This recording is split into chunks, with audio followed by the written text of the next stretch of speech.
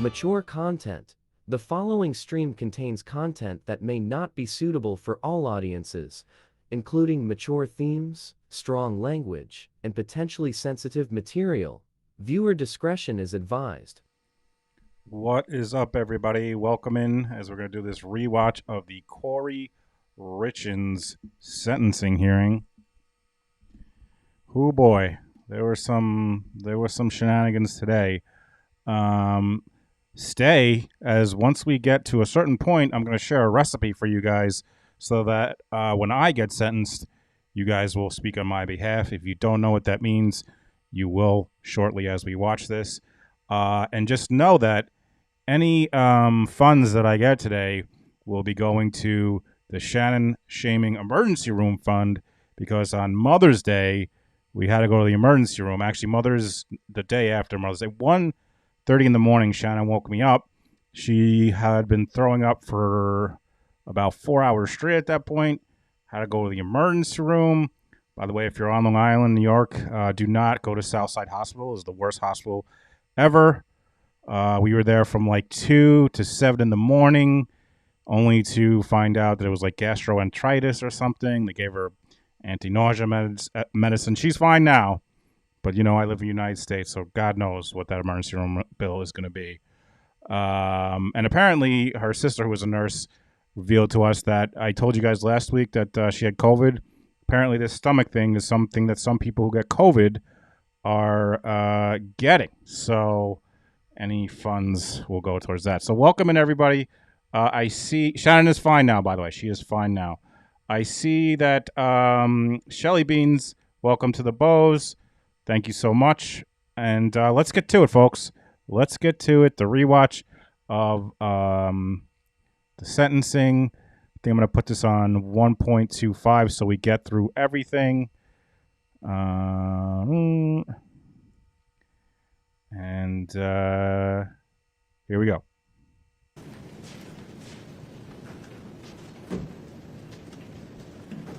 Bloodworth starting us off.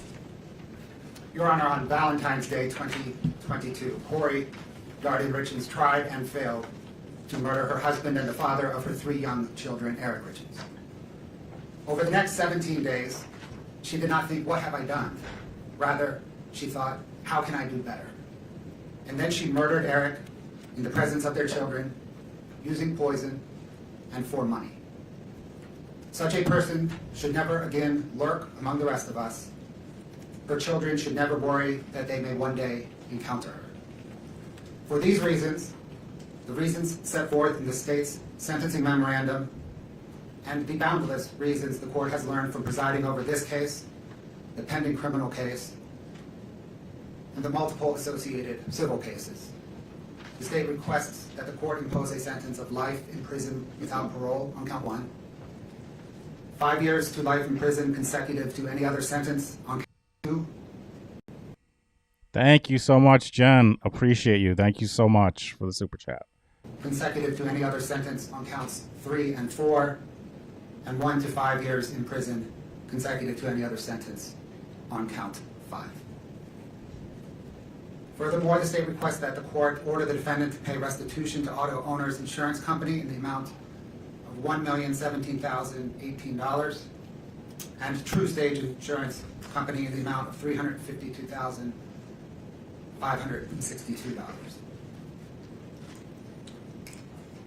The state requests that the court order the defendant to pay recoupment to Summit County in the amount of $1,391,943.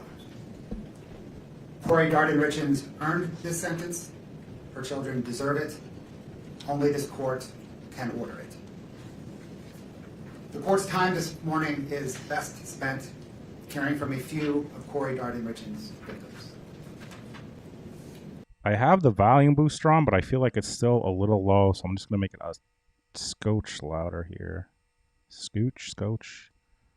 Fathers are not meant to bury sons. Jeez, I guess that's what's... Gene Richins will present his victim impact statement first. Losing a sibling is losing a piece of yourself. Katie Richins Benson, Clint Benson. And I just got a Venmo. Let me just see what this is. $10. Madeline, I am ready for the J rants in this sentencing. Thank you so much, Madeline. And Helen, $50. Shannon ER Fund. Thank you so much, Helen. Madeline and Helen, thank you so much. And Kay Brown with a $10 super chat. Hugs to Shannon. Thank you so much, Kay. Hugs to Shannon. Thank you so much, guys. And Dr. Amy Richins will then present their victim impact statements. There are no greater victims in this case than Eric's 3 young boys. The defendant took both of their parents from them. Jessica Black, who is Weston's counselor, Christina Greening, who is Ashton's counselor, and Sarah Barber, who is Carter's counselor, will then present the boys' victim impact statements. Your Honor, Gene Richins.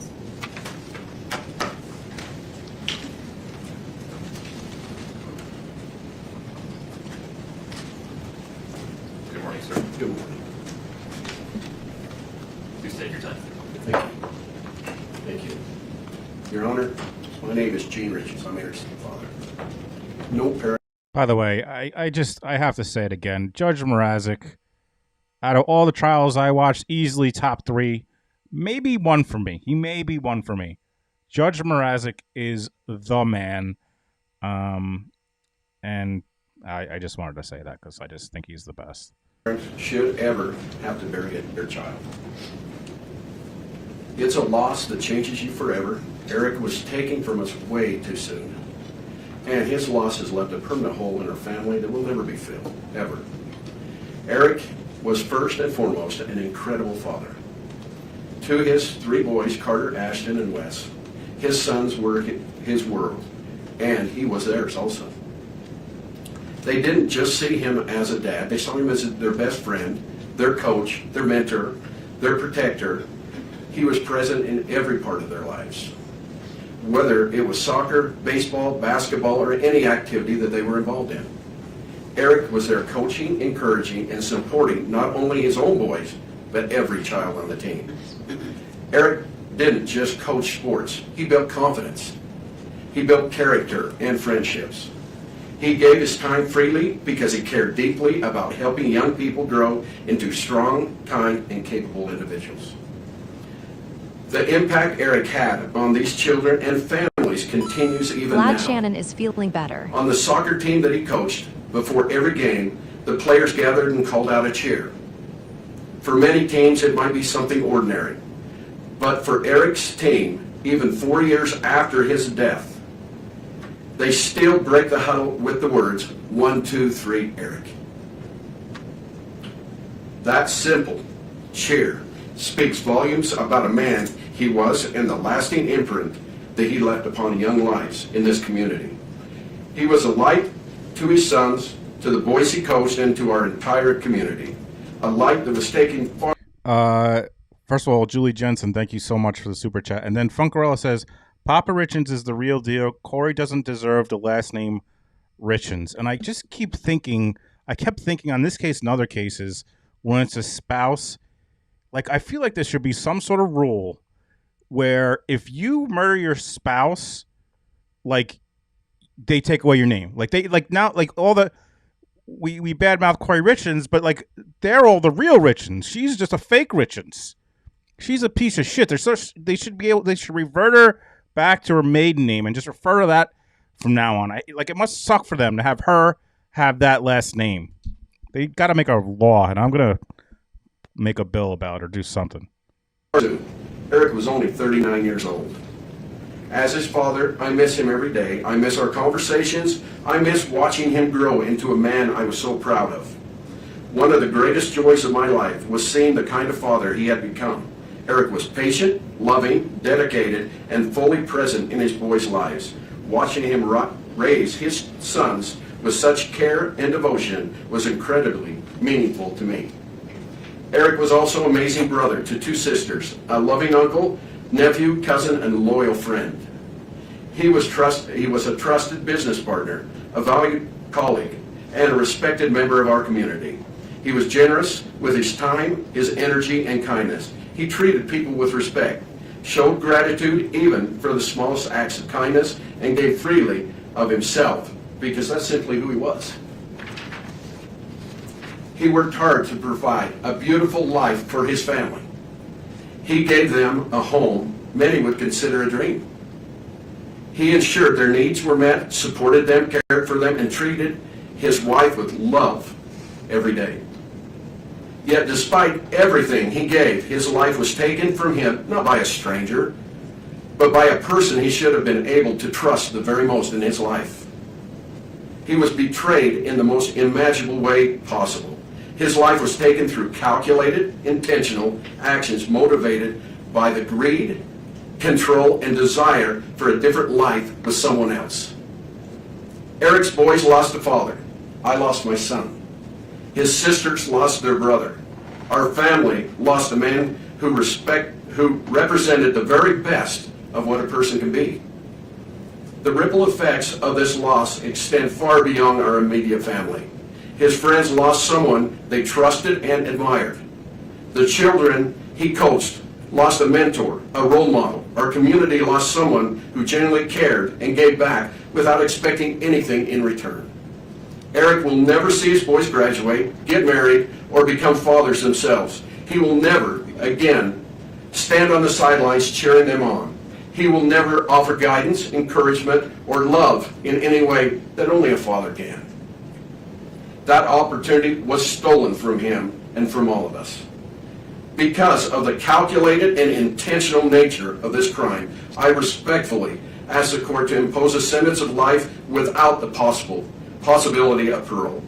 This sentence is important to Eric's 3 sons never have to live with the fear that the person responsible for taking their father could ever harm them again, and to ensure she can never harm anyone else ever again. Despite our immense grief, I want to acknowledge and thank those who have worked tirelessly to bring justice for my son. Eric was always grateful for others, showed kindness and dedication, and I know he would want to express sincere appreciation to those who gave their time, effort, and professionalism to seek the truth in this case. We are deeply thankful to the prosecution team, Margaret, Brad, Lindsay, Fred, Joe, Wendy, Patricia, and the entire staff who supported them for their commitment and their perseverance. We also want to recognize and thank Todd for his dedication and relentless efforts in helping us ensure justice has been served. We are also grateful to Grace Wardis for serving as a spokesperson and an advocate for our family throughout this process. We thank the Summit County Sheriff's Office, Lieutenant Hemingway, Detective O'Driscoll, Detective Hopper, Officer Woody, Officer Gibson, and all the law enforcement personnel who worked on this investigation. We thank the bailiffs who ensured the safety and the order of this courtroom. We thank you, Your Honor, for your patience, professionalism, and stewardship of this process. We extend our heartfelt gratitude to each juror, including alternates, for their sacrifice and their time, for seriously taking the responsibility, who carried out to ensure justice was served. Nothing can bring Eric back. Nothing can restore what has been taken from his sons, from our family, and from this community. But accountability matters here. Justice matters. Eric mattered. His life, his love mattered, his example mattered. He will always be remembered as a devoted father, a loving son, a supportive brother, a loyal friend, and a man who made lives of those around him better. We miss him every day and will continue to honor his memory by living with the same kindness and dedication that he showed to everyone fortunate to know him. Thank you, Your Honor. Thank you. Excellent, excellent statement. Everyone said Eric was just an amazing father. What a shame Katie, good morning. that his wife was such a stupid bitch. Stupid So as you know, piece of I'm Katie, shit. and I'm Eric's sister. To begin, there are a multitude of people who deserve credit and appreciation.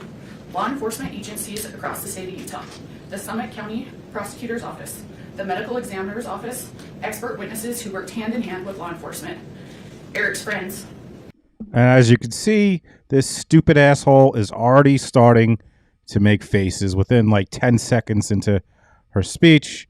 By the way, if you're coming in late, I have this on 1.25 just because there's a lot to get to, and I want to try to get through all of it, in a couple hours. So, but you're about to see this piece of shit murdering dumb asshole make a bunch of faces like the real fucking loser that she is. Eric's coworkers, my friends, and my family, our entire team of lawyers and experts in the civil lawsuit.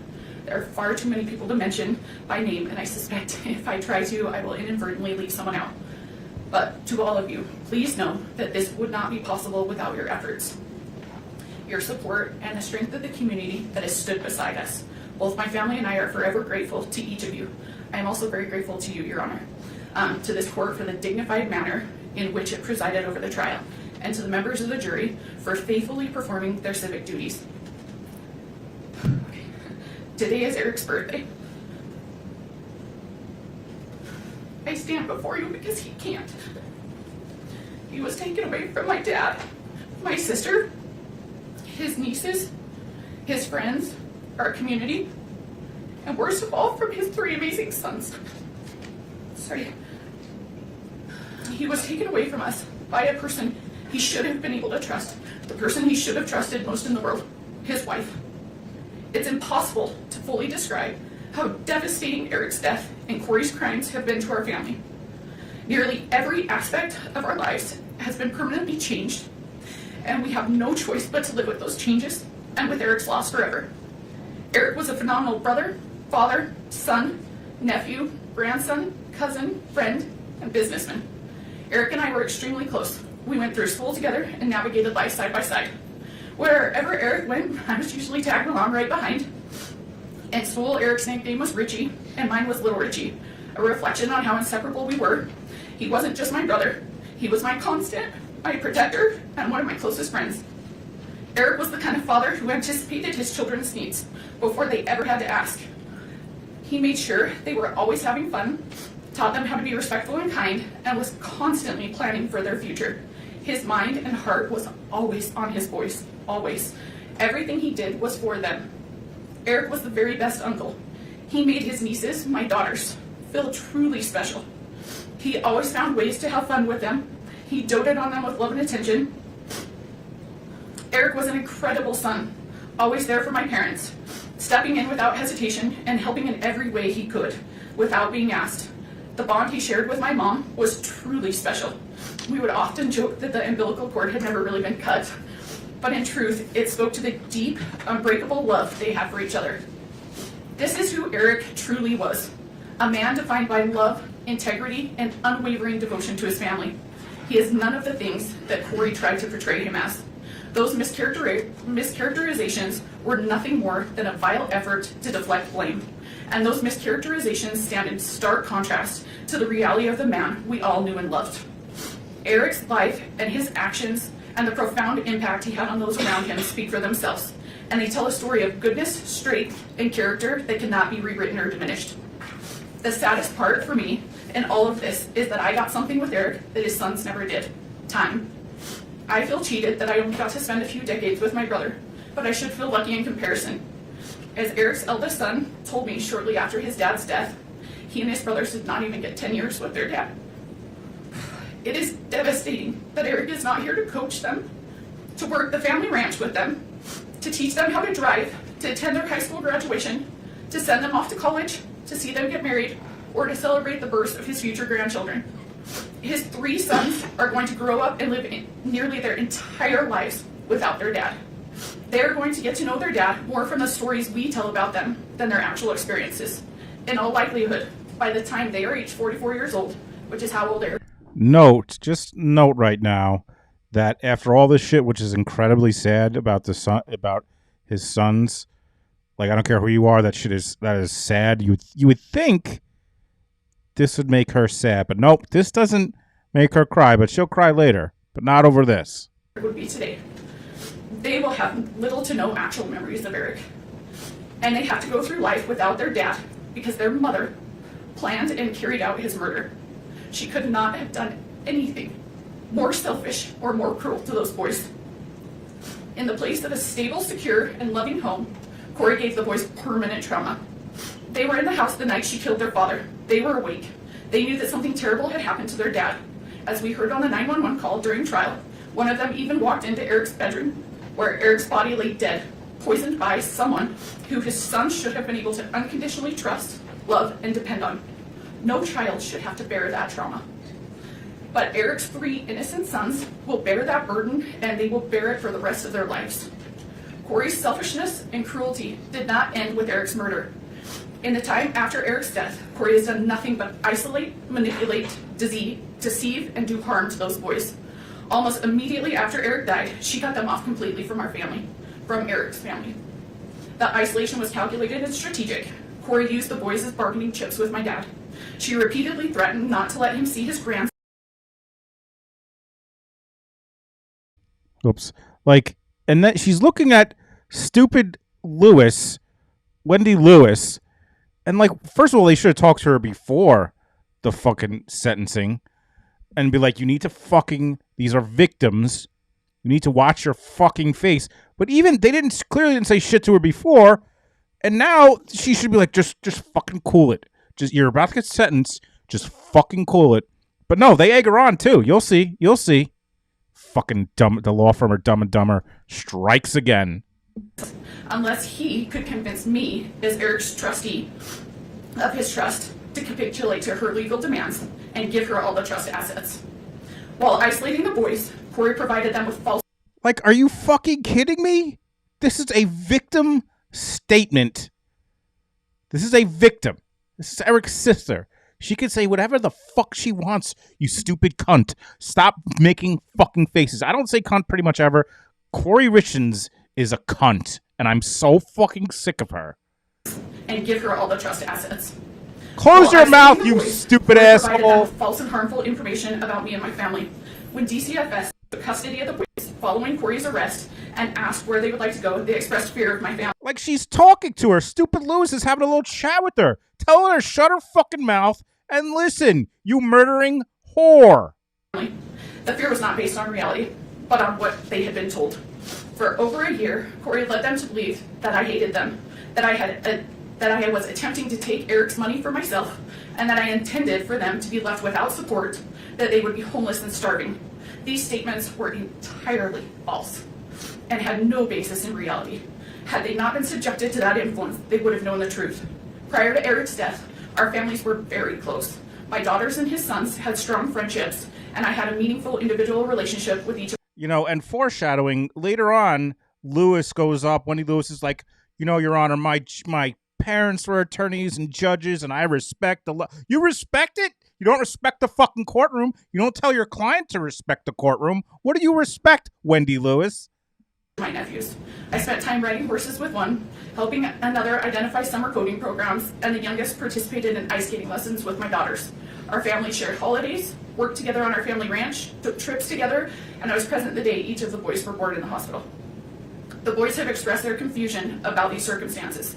They have stated that prior to their father's passing, both Eric and Kouri frequently told them if anything were to happen, they should go with me, that I would care for them and support them. Following Eric's death, however, those... That's my one criticism of Judge Mrazek. Like, I would have liked him. I mean, he did do it at sentencing. He told her, you need to fucking not do anything when the jury, he like told her, but like here, I would have liked him to do the same thing. Like, this is a victim statement and you need to fucking watch yourself, or we're gonna put the fucking Hannibal Lecter mask on you, you stupid asshole.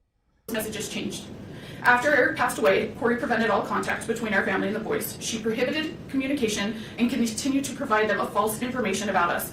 When we were finally able to see the boys again, approximately 15 months after Eric's death, the boys hardly recognized the relationship we had. Instead, they viewed my family and me with fear and hesitation, as though we were strangers. Kouri also went to great lengths to jeopardize the boys' financial futures.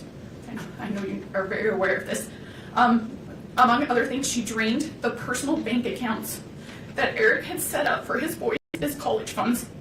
She allowed the boys' Social Security survivor benefits to be funneled to individuals who were not taking care of the boys.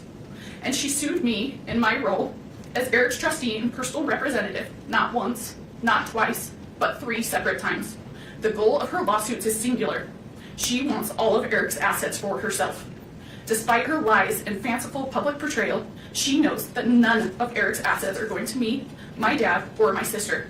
In fact, she knows exactly where Eric wanted everything to go, and that is to his boys.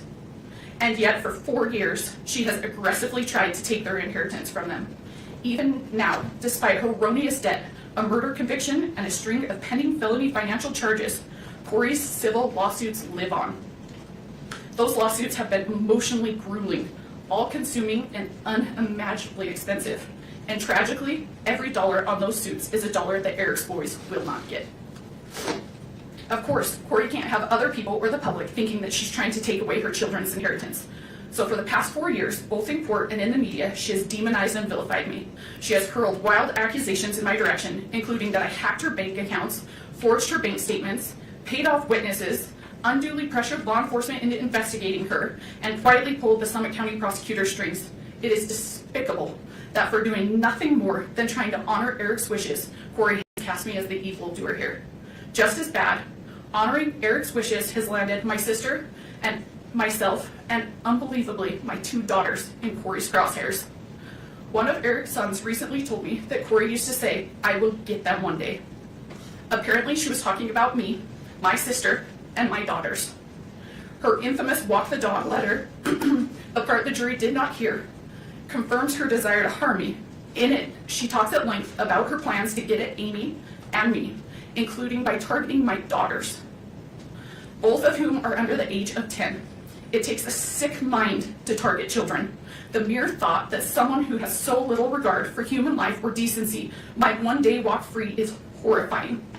I worry about the safety of Eric's boys, my daughters, my sister, and myself. There is nothing Kouri will not do, and no one she will not hurt, to achieve her own selfish ends. I am not the only one that is afraid. There are 3 little boys who, instead of fearing those who love and adore them, as Kouri would prefer, worry constantly that Kouri might show up one day and take them away.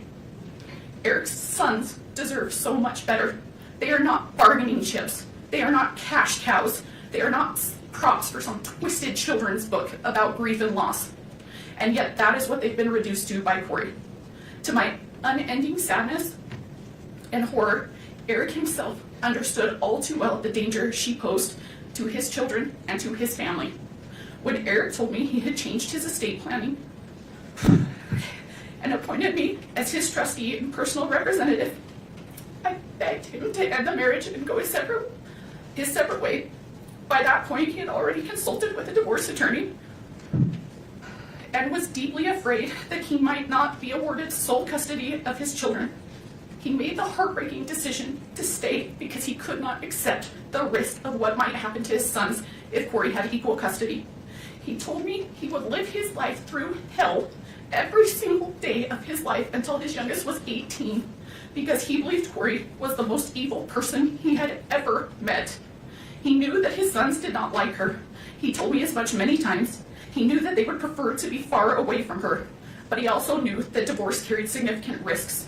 And he said he could never allow his children to spend half of their time alone with her, because he was certain they would be exposed to harm and things no child should ever experience.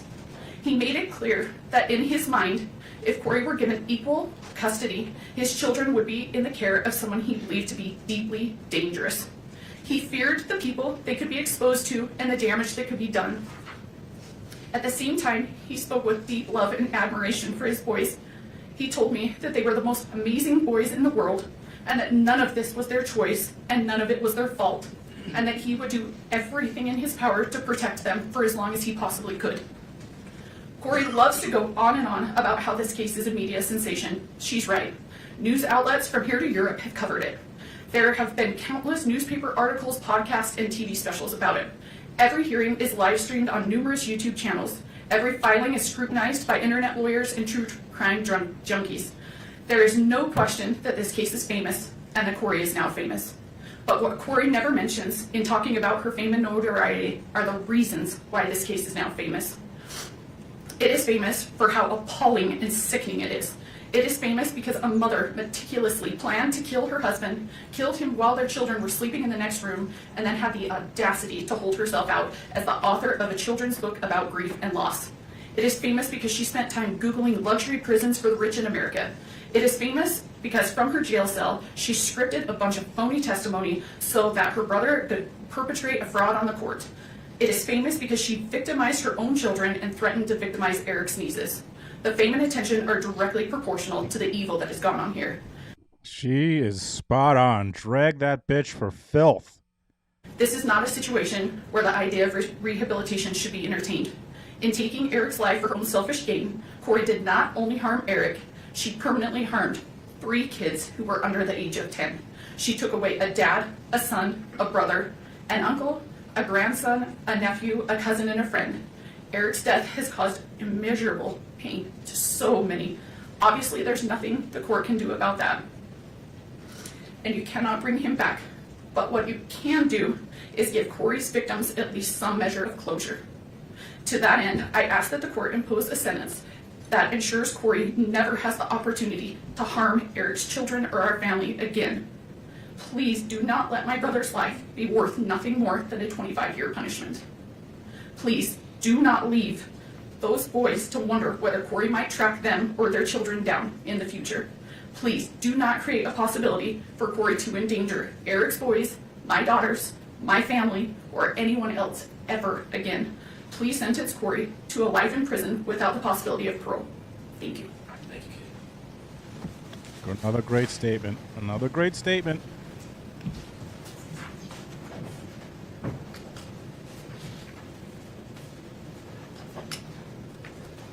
Morning, Clint. Hello, Your Honor. My name is Clint Benson. I'm Katie's husband and Eric's brother-in-law. Eric was an innocent man, a devoted father, and someone whose life revolved around his children and his family. Because of Kouri's choices, he never had the opportunity to say goodbye to his children, to reassure them, to share the final moments every family deserves. That loss cannot be measured. His children will spend the rest of their lives carrying the pain of a father taken from them far too soon. What makes this tragedy even more painful is the calculated nature of the crime. This was not a momentary mistake, a lapse in judgment, or a crime of passion. It involved planning, preparation, testing, and deliberate action. Eric's death was carried out in a way that caused fear, suffering, and helplessness. Kouri either watched or sat by as Eric succumbed to fentanyl poisoning instead of providing any kind of aid to him. She was fantasizing about a dream life funded by Eric's death. Eric was killed in his home by a traitor sleeping next to him in one of the most cowardly acts imaginable. We are profoundly grateful to every investigator, prosecutor, detective, law enforcement officer, juror, judge, forensic expert, and public servant who worked tirelessly and honestly to uncover the truth. Their dedication ensured that Eric's voice was not lost and that justice could still prevail. We are equally grateful for the incredible community surrounding us. This community has shown unwavering support and has been there for Eric's boys without judgment and through some of the most difficult times imaginable. The boys are succeeding and thriving because of the people around them who continue to provide support and look out for their safety. Going through every aspect of this murder easily led to a dark place while fighting against an individual focused on only chaos and vengeance. However, the people surrounding us, including the sheriff's officers, principals, teachers, school staff, coaches, counselors, neighbors, and church members, created an unbreakable force for what is good, just, and right. No sentence can bring Eric back. No outcome will erase the suffering caused by these actions. But accountability matters, truth matters, and justice matters. Kouri continues to shirk responsibility for her actions, for the pain she has caused, and for the resources she has squandered, both Eric's and the state's. Even after everything that has been revealed, Kouri has demonstrated zero genuine accountability or remorse for the devastation she has left behind. Instead, she has repeatedly attempted to distort the truth, create false narratives, and portray herself as the victim. She has used the legal system as part of her schemes. There has been lawsuit after lawsuit, motion after motion, delay after delay, all in an effort to shift blame away from the person responsible. The evidence, the truth, and the outcome of this case all tell a very different story. What is especially concerning is a continued hostility from Kouri and her family, as well as their desire for vengeance directed towards our family, a family already devastated by an unimaginable loss. Statements they have made about going to war and getting the Richins demonstrate an ongoing mindset rooted in blame, anger, and retaliation. rather than remorse or acceptance of responsibility. Kouri will continue to try to convince the public that she was a good mother through media outlets that choose not to research or report on the countless motions and facts presented in this case or other cases, but instead simply regurgitate the false narratives of a sick and evil person. Kouri and her family continue to plan media campaigns focused on lies, targeting anyone foolish enough to spend time listening to them. Kouri is not before this court because she was mistreated, because she's a victim, or because the Richins family manufactured a false narrative that she and the Darden family would like to portray. She is before this court because of the choices she has made, choices that resulted in Eric's death and permanent trauma to anyone who has loved him. Kouri chose pride, seeking to project an image of success. Kouri chose adultery and lust, prioritizing her secret lover over her husband and her children. Kouri chose fraud and greed, hoping to profit from Eric's death. Kouri chose murder, and she continues to choose vengeance against the victims of her actions. The time for Kouri to make choices is at an end. Now it is time for her victims to choose. Please let Eric's children have a chance to choose lifelong peace, comfort, security, success, and happiness. I ask this court to impose a sentence of life without parole, a sentence that truly reflects the gravity of this crime, the irreversible harm caused to our family, and the calculated choices that led to Eric's death. Thank you, sir. They all really crushed their statements. They really did. Andy, good morning. Good morning. Have you guys noticed that Judge Mrazek has said each of their first names and good morning before they start? Honorable Judge Mrazek, my name is Amy Richins. I'm Eric Richins' sister. Today, I'm here to speak as a victim and to speak for Eric because he no longer has a voice. I addressed this court in 2023 when we were living in a state of visceral shock. Now, 3 years later, we are here at sentencing on a date that carries a weight I can barely describe. Today's Eric's 44th birthday. Birthdays are supposed to be proof of life, a day to celebrate another year of growth. Instead, today is a cruel reminder of another year Eric will never see, and a reminder of the fatherhood that was stolen from his 3 sons. Before I talk about what this crime has done, I need you to know who Eric was, not as a headline, but as a person. Over the course of this trial, so many people described Eric in strikingly similar ways. They called him outgoing, confident, funny, competitive, dependable, driven, and fiercely loyal. He was a leader, a hard worker, a rancher, a businessman, a coach, a best friend, a brother, a son. But more than anything, people described him as a phenomenal father. Eric had 3 sons, and he coached many of their sports teams. He was the kind of dad who showed up, not just for his own children, but for everyone around them. Sometimes I think about all the children who lost him too, the kids he coached, mentored, and believed in. I cannot imagine the confusion and heartbreak they felt when someone who had become such a steady and trusted part of their lives was suddenly gone. Eric was a real person, a deeply loved person, and the loss of him echoes through every life he touched. On my 16th birthday, I was sitting in my 10th grade English class when I got a text from Eric that said, "Come outside." I walked out, and there was Eric, standing with flowers and that mischievous grin we all knew. I asked what he was doing there, and he just said, "Let's go. We've got to get a little mud on your tires." I had just bought my first truck, a used Ford F-150. Eric took me up into the mountains, and we took that truck off-roading for the first time. It was exhilarating and terrifying, but I felt safe because he was there. That was Eric. He made life bigger. He made people feel brave, and he protected the people he loved. That is the brother I lost, and that is the father his boys lost. In 2023, I told this court that I was tormented by the sequence of events of that night. Today, that torment has not faded. I still wonder when Eric realized he was in mortal danger. I wonder what Kouri said to him in his last moments. I'm still haunted by the question, did his boys hear their father's final struggle? If Eric had died of an illness, we would have cared for him. If it were an accident, there would have been kindness. But there is no comfort here. In his last moments, after being intentionally poisoned, my brother was faced with the ultimate betrayal. Eric's sons were 9, 7, and 5 when their world was shattered. They are now 13, 11, and 9. These are the years when a boy learns how to be a man by watching his father.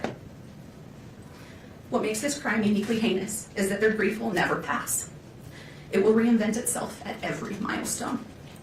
This crime didn't just happen once. It happens every single morning when those boys wake up and realize their father is still gone. They did not just lose their father, they lost the life they knew. Eric's death didn't end the harm. It began a grinding process of re-traumatization. Early in this process, I remember being told this case would be a marathon, not a sprint. We did not understand how every hearing, filing, delay, and public narrative would reopen wounds all over again. As if losing Eric was not painful enough, our family was then forced to grieve under public scrutiny. After the publication of the grief book, our family became the subject of public narratives, attacks, and speculation. At one point, I received a message sent from a burner phone that said, "You think you're funny? Kouri will get the last laugh. Your jealousy is as disgusting as your family." All right. If you haven't watched this before, just keep an eye on this stupid asshole's face, what she's about to hear, because she just fucking can't. Law enforcement later confirmed, through warrants, that the message came from Kouri. That moment stayed with me because it captured. And then I can't really say because I have full screen. Hold on. I'm going to make it so you guys can see. What these years Her have fucking law enforcement dumb later, asshole piece of shit lead counsel for the Lord firm of Dumb and Dumber, Catherine Nestor. Watch her stupid fucking face. An attorney who should know better that there's a victim speaking. You don't fucking make faces. Watch this shit. confirmed through warrants that the message came from Kouri. Don't That talk. moment stayed with me. Don't react. You're driving home from dinner. Maybe you had a glass of wine. The fuck? You think you're funny? Don't talk. Just fucking sit there. This is Eric's sister. She can say whatever the fuck she wants. Keep your face straight. You're a fucking lawyer. Kouri will get the last laugh. Your jealousy is as disgusting as your family. Law enforcement later confirmed through warrants that the message came from Kouri. That moment stayed with me because it captured what these years have felt like. Not just grief, but intimidation and distortion. Yes, our family hired a private investigator, but when someone you love dies suddenly. And, like, Lewis is talking to her. The only thing Lewis should be doing is going, shut up. Shut the fuck up. Shut your fucking... That's what Lewis should be saying. Not entertaining this bitch. She should be like, shut up, you stupid cunt. Let her just finish her fucking statement. Shut your fucking... But no, she's, like, talking to her. And deep in your gut, you believe something is terribly wrong. You do not stop searching for answers. The real question is not why would you investigate? The real question is, what wouldn't you do? What wouldn't you do for your brother, for the truth? I also feel compelled to address the emotional toll of the trial itself. Like, I just, that's, again, this is a point where Mrazek's kind of like, you need to fucking stop it right fucking now. Still love Mrazek, but it's the only thing. As a designated victim representative, and more importantly as Eric's sister, I have a right to be present in the courtroom. Yet during the proceedings, I was essentially kept in the dark. Due to the courtroom layout, I could not see the exhibits or the evidence. When we requested simple accommodation, we were told that the trial was being broadcast on court TV and I could excuse myself and watch from home with the rest of the world. Being told that my right to be here was interchangeable with a television broadcast was a profound violation. I did not want to watch Eric's life and death as content from my couch. I didn't want to go home after a grueling day and listen and watch it all over again. I had a right to be here, to face the evidence directly. Still, to this day, I have not been able to rewatch the trial because it's so time-consuming and painful to relive. I still have not seen all the evidence that was presented. Your Honor, I need to say this clearly. Someday, those boys will grow up and look back at the records of this trial. I need the truth to be the only thing they find. The claims made against Eric's character were not just legal defenses, they were acts of secondary violence. Eric was a protector, not a predator. These lies were a desperate attempt to justify the unjustifiable, and they have added a layer of cruelty to our grief that is nearly impossible to bear. I also need to correct the record on a few misrepresentations. First, the prenup. It was provided well before the wedding, not in a last-minute way. Second, the incident between Kouri and me. I never touched her. Kouri pled guilty to assaulting me. Yet she and her circle have continued to spread false narratives. This is a pattern of distortion that has kept our family trapped in conflict. There is something that has haunted me for years. And I found out Katie was the exact same today. I begged Eric to leave too. I begged him to divorce her, but Eric was trying to protect his boys. People often struggle to recognize intimate partner violence when the victim is a man. But Eric's actions spoke for themselves. He documented conversations. He tried to protect himself. He knew after Valentine's Day that she had tried to poison him, but he also believed that if he left, he could not fully protect his children. So he stayed because he was trying to keep them safe. This trauma has seeped into every corner of my life. And also, it has also deeply affected my own family and marriage. My husband, William, watched me be consumed by the pursuit of justice. For 4 years, we have lived in a constant state of stress, grief, and emotional exhaustion. I lost my job as a professor at Montana Tech University on the very day I was subpoenaed to appear in this court. Eric was so proud of me earning my PhD, and teaching students was something I loved and that made me proud. It now seems like another thing that Kouri's actions have taken away from me. But the most devastating... Like, I'm sorry. I'm not sorry, actually. This is such horseshit. I can't stand fucking Nestor and Lewis. They are the worst fucking attorneys I've ever seen. Why are you talking to Kouri right now? Why are you talking? Why are you entertaining her? Why are you having a discussion? There is a victim statement happening right now, and you're just talking to this convicted murderer? Fuck Nestor and Lewis. Fuck them. Loss. Meanwhile, you can't see, but hold on. Nestor over here is playing fucking Candy Crush. Some bullshit. Fucking idiots. Scum. They're scum. Is one that isn't in any police report. Because of the unrelenting stress of this investigation and the constant attacks on our family, I suffered a traumatic miscarriage of twins. We lost our children. We lost the future we were building. Kouri's actions didn't just end one life. They reached out and stifled the lives of my unborn children as well. That loss lives inside this tragedy too. Eric's murder did not just take someone from my life.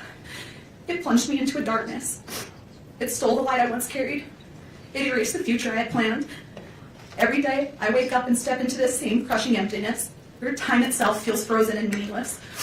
The laughter of my future children, the warmth of my family, the simple joy of waking to a new morning, all of it has been devoured by this crime.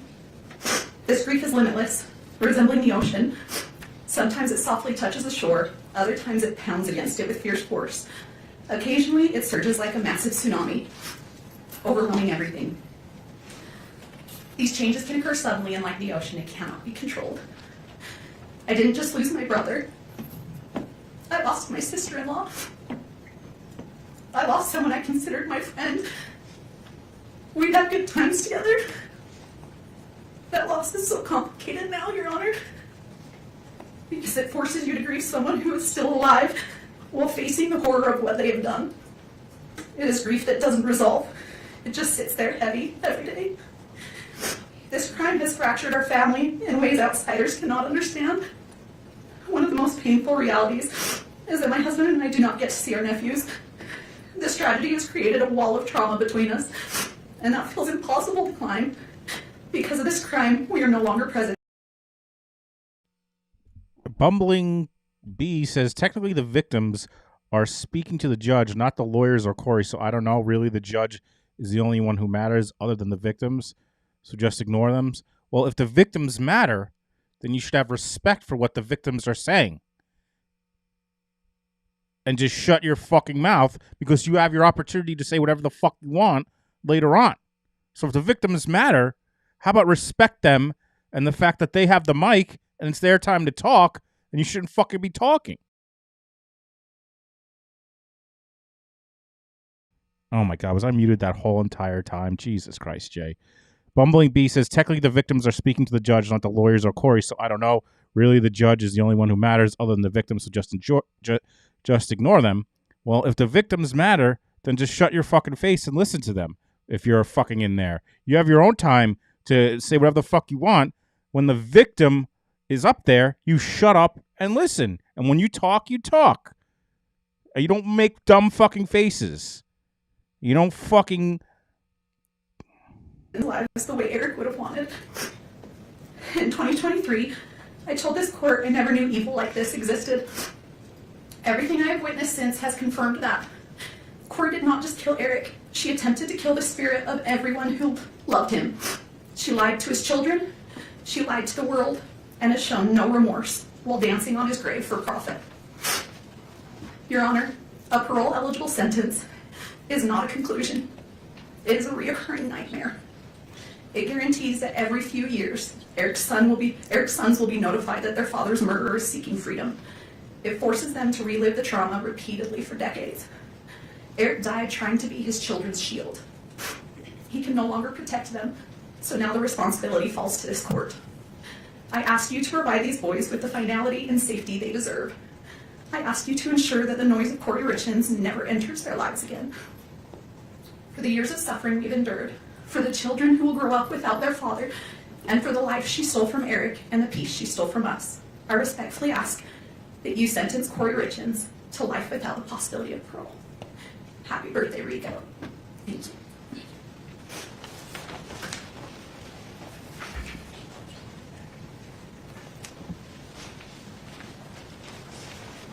Thank you, Jessica. Good morning. Good morning, Judge. Take your time. All right. If you don't have your crying gum, now's the time. If you're new to the channel, crying gum was what people used to tell me to chew on, because I had a tendency when I was covering trials live to the waterworks came on. I used to cry a little bit. And if you're someone who tends to cry, this is this is some devastating, this is some sad stuff, and it's just, and you know, Kouri continues to be an absolute fucking piece of shit, even when these representatives for the kids are speaking. My name is Jessica Black. I'm a licensed clinical mental health therapist and a registered therapist. Myself and my colleagues are here today to read the victim impact statements for 3 children. We are here as advocates on their behalf. After a developmentally appropriate process, the boys were able to decide individually how they wanted to share their statements, and this is what they chose. Our roles are to read their words exactly as they wrote. The boys want the court and the world to hear their side. This is from WR. I woke up to sirens, and there were a lot of people at my house, and I was definitely scared. I felt confused. I was in a bedroom with my brothers, and I didn't know what was happening. At first, I was really scared because I didn't know what was happening, and I had no control, and I felt helpless. I felt really overwhelmed.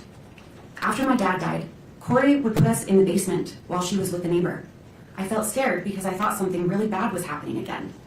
She would take me to places that smelled really bad. Everything she did made me feel uncomfortable. When someone talks about Kouri, it makes me feel hateful and ashamed. She took away my dad. It's made me have a hard time trusting people. I was scared that Kouri's family would come to my school and take me. I had to go to counseling with DCFS in Heber, and I did not like it. DCFS made me talk to Kouri, and I couldn't. And anytime, I put this in chat, but I'm going to say it now. Anytime that Kouri is affected, like really is making faces and shit, it's just like Bloodworth said in the closing.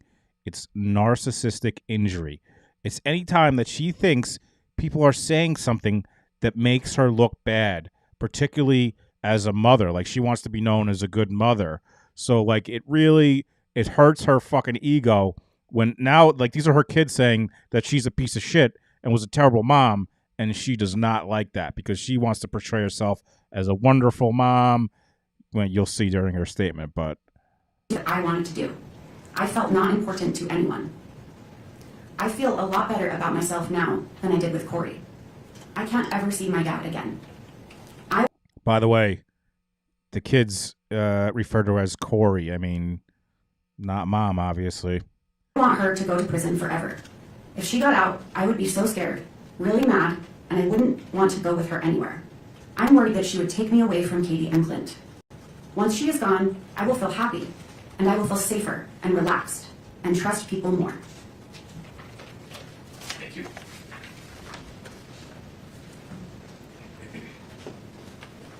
Christy. Yes, Your Honor. I am Christina Green. I'm a licensed clinical social worker, not registered play therapist, and I will be reading for AR. You took away my dad for no reason other than greed, and you only cared about yourself and your stupid boyfriends. You were not caring and watching over me and my brothers.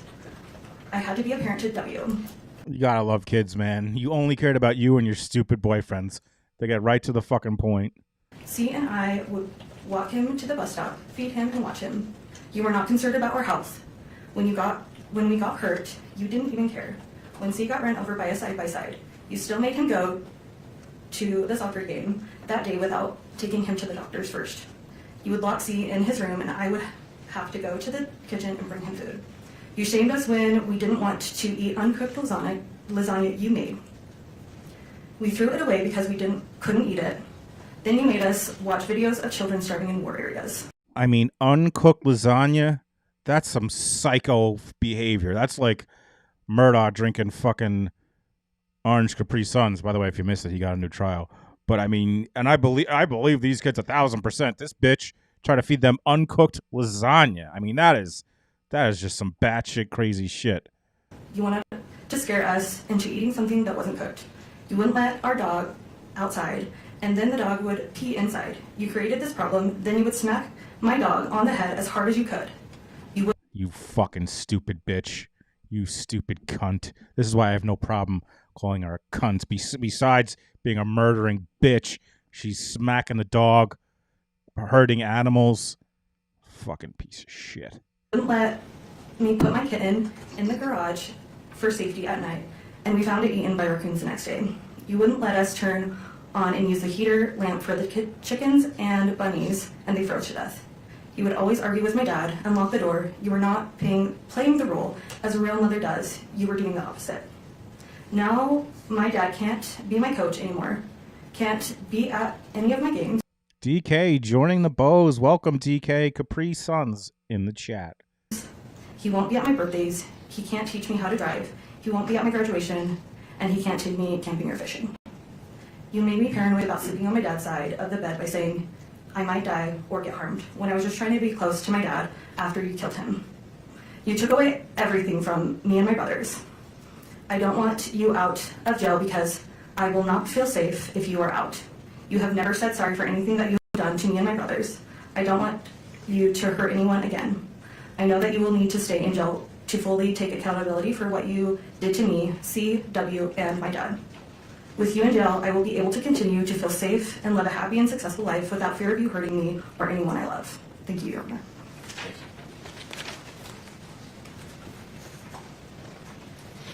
Sarah. Yes, my name is Sarah. I'm a licensed clinical social worker and registered play therapist, and I'm going to read the victim impact statement for CR. My name and age now, my name and age I was at the time of the crime. CR, age 12, now 13. I was 9 when my dad was murdered. What I would like to see happen if the perpetrator is convicted of the crime, I would like to see Kouri get a life sentence. My thoughts regarding an appropriate sentence for the person who is accused of this crime and if they are found guilty. I think Kouri should get a life sentence because what she did is very sick. Because it had no reason to happen and it impacted a bunch of people, including me. These are some reasons why I think she should have a life sentence. The information I feel is important for the judge to be aware of in sentencing. I think the judge should know that my dad was a good person and very thoughtful and kind. And I mean, the obvious thing here is different maybe from other cases is, you know, when it's a spouse killing or a family member, it's like they lost both their parents because she's a piece of shit. Lost both their parents. They have no parents now because of this stupid fucking piece of shit. Helped whoever needed help. He was always taking the extra mile to help people. My physical injuries as a result of this crime are as follows. I was sleeping and then I went to get a drink of water, then went back to bed. And when I woke up shaking and Bailey called the ambulance and they came and I couldn't talk for a while, I think Kouri had something to do with it because she didn't call the ambulance, she called Bailey and Bailey called the ambulance. At the ER, Kouri resisted to have my blood drawn, and kids who usually have this kind of seizure is when they are a few months old to a year old. I learned later that Kouri bought more fentanyl and had it in the house when this happened. I think this is what happened. she did what she did to my dad in the living room. My experienced emotional injury because of this crime is described as follows. Sad. I feel mad that I have to feel sad. I went from being scared for my life to feeling really good. I was scared for my life because I didn't eat that much. Kouri was always drunk or gone. I was always locked in my room. I can't remember, but I am pretty sure the lock was on the outside. Kouri threatened she would kill my lizard because we didn't want to watch some weird show with her. All of our chickens died because there was no food or water. My rabbit died because we didn't have food or water. The goats almost starved to death because she bought moldy hay. She fucking killed all their pets. Oh my God. And she didn't water them. Nothing ever got fed or watered. It didn't feel good to worry about my animals. I felt like I had to take care of my siblings. Ash mostly took care of me though, because I was locked in my room. Ash would bring me food. Kouri would lock me up if I told her she was drunk. This happened pretty much daily. I feel angry that she locked me in my room. I am angry almost all my animals died. I am angry she threatened to kill them. I am angry she killed my dad. I started to feel really good when I moved into a safe place. It was safe because the people around me were safe, Katie and Clint. I felt safe at Jake and Shalina because I wasn't with Kouri anymore. Counseling. I feel annoyed that I have to go to counseling and tell the story about what happened 55 million times. I feel better now because I know it's to help me. I would like to not have to go to counseling. I would like to have to not worry about anything after this trial is over. I want the judge to know. I hope Kouri gets convicted to a life sentence. Kouri is always drunk. I want the judge to know my dad was a good person and I miss my dad. I miss my dad, but I do not miss how my life used to be. I don't miss Kouri. I will tell you. Seriously fucking crazy that basically he's saying that she tried to kill him. That. Real quick, I got a clip of what it's like to have Kouri Richins as your mom. Here it is. We got no food. We got no jobs. Our pets' heads are falling off. That's what it's like when your Kouri Richins is your mom. Look at her stupid fucking face. Look at the judge. This stupid fucking piece of shit. Mr. Bloodworth, anything further from the state? Your Honor, the state moves to admit state sentencing exhibits A through I previously provided to the court and stands. I have copies now I can bring to the court. Any objection, Ms. Nestor? Yes, we do object to. Shut up, Miss Nestor. I don't give a fuck what you have to say because you're a dumb idiot. So is their admission only to. R1110 to have listed as private and/or protect the court of the courts. All right, so now we got a break, and then it's time for the fucking clown show to start. This was interesting. Did you guys see that, like, Law and Crime started putting, like, tweets up? And, like, they're putting Nate... It's hilarious that Law and Crime is using Nate Eaton's tweets on, like, their thing. Meanwhile, Nate Eaton works for East Idaho News, but they're, like, because they don't have anyone working for that. Well, they have Kathy Rousson, but she's not fucking tweeting shit. Barely anything. So they're using Nate Eaton. I just thought that was so interesting. It came up first, like... All of a sudden, there was like this white writing on it. I'm like, what is that? And then it's because they set up this new thing. I don't know if they've done it on other trials. I don't watch all of them, but like I was like, what is? I was reading this. I'm like, what the fuck is this? And then like they just start showing Nate Eaton tweets, which I thought was just weird. Like they showed one of Kathy Rousson's, and then the rest were Nate Eaton's. They're like, why are you like Nate has his own shit? Anyway, I'm probably the only weirdo that notices shit like that. But anyway, whoops, let me put this over here and let's get ready for the clown show that is her fucking shit that they say for her. Oh my God, what the fuck was that? Oh, that's right, there's some audio issues. Let me make for a little, so just bear with this. There are some audio issues. Only you and the prosecutor has their actual names on it. All of them are willing to confirm with you privately that they've written these letters as officers of the court. We assure you they have, but they did not want to appear on camera. That's fine. Yeah, I wouldn't want to fucking appear on camera either. It wouldn't do. And then, after we do a set of the letters, Mr. Ramos has some very brief remarks, and then we're going to put on 3 more. Then Ms. Lewis will close out remarks, and then Ms. Richins will do her allocution at the very end. Understood. If that's sufficient. Please. Thank you.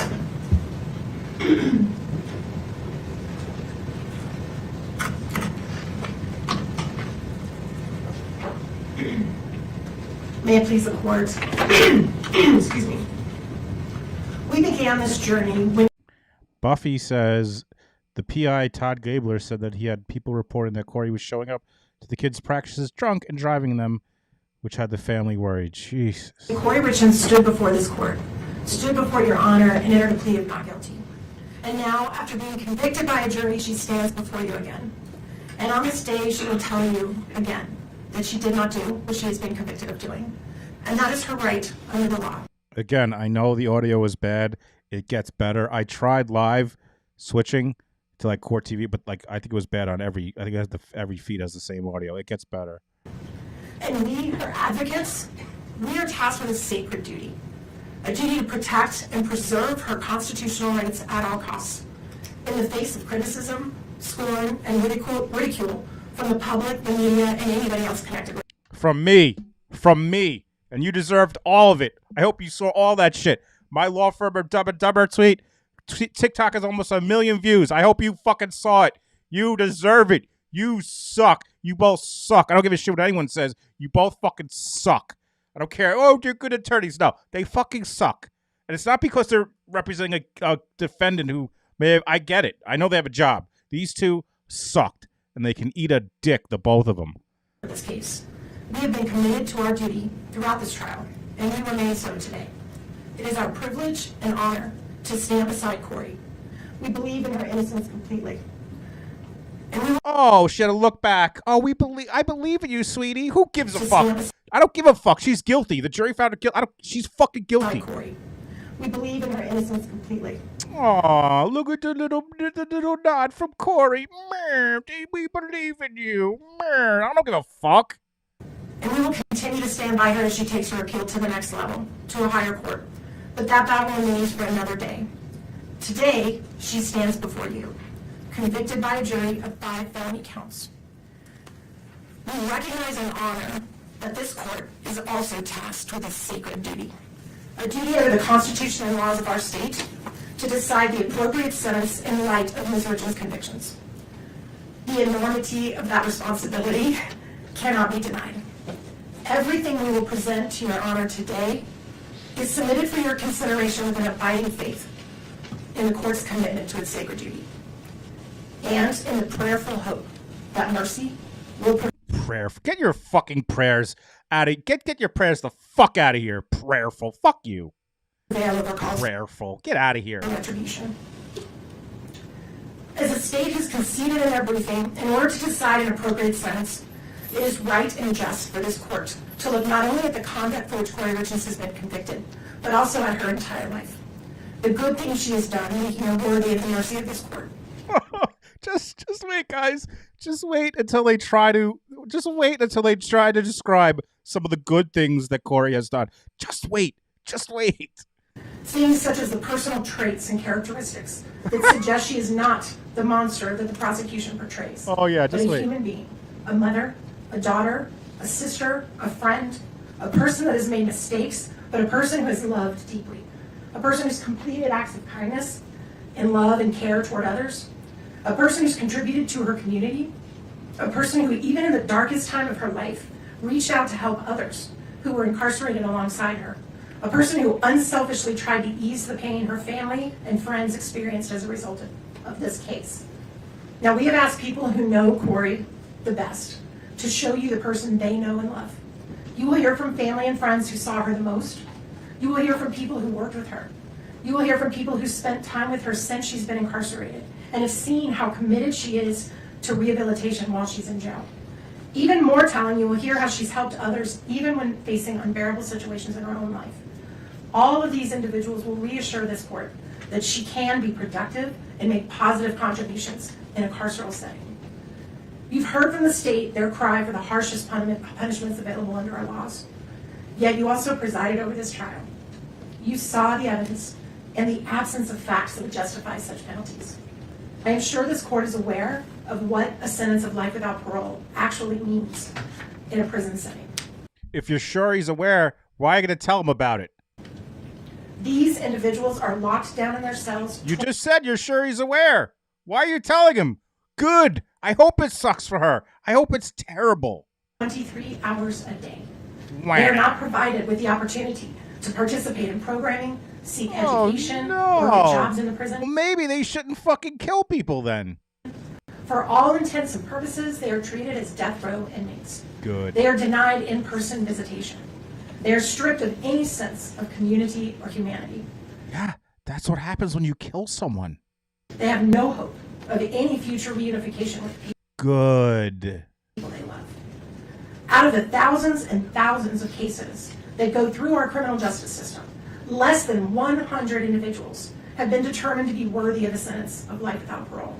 And that is because judges throughout this state understand that such a sentence presumes that an individual is wholly incapable of redemption or rehabilitation and should be punished in the worst way imaginable until they die alone in a cage. And Ms. Lewis will talk more about that later. But in the meantime, you're also going to hear from 3 people who've never met Kouri Richins.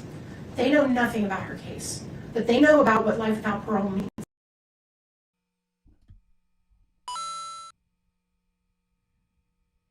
Well, the bot didn't read that one, but I'm going to read DK, $20. Appreciate you and your honest approach to the cases you cover. You're smart and witty. Thanks for all the work. Thanks for all your work, for all you do. DK, thank you so much. Appreciate it. You are going to hear from a mother whose son was murdered and how many years ago she was in the position that the Richins family is in now. You will hear about her journey to forgiveness and how after many years she came to regret seeking the penalty of life without parole for her son's killer. You will hear from a woman who understands how Kouri's boys feel. Her father killed her mother and was sentenced to prison. You will hear how she learned to forgive her father and how she's enriched her life through finding her way into a relationship with him again. And you'll hear from a former prosecutor, someone who sat right where Mr. Bloodworth sits now, and how he personally witnessed the rehabilitation and tragic end of an individual he put behind bars for life. All of these perspectives are important because they remind us and the court that the recognition of the precious gift of life takes many forms and can change.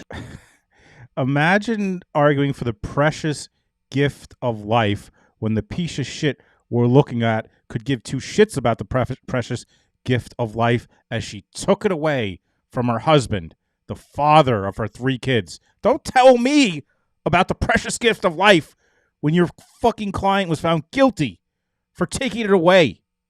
Over time, they remind us that the decisions made by this court today can reflect our own humanity and inspire us all to have hope and believe in forgiveness. Finally, Your Honor, you're going to hear from Ms. Richins herself. Her allocution is unusually long. She has worked very hard on it. We asked the court to allow her to take about 30 minutes or so to read her words aloud.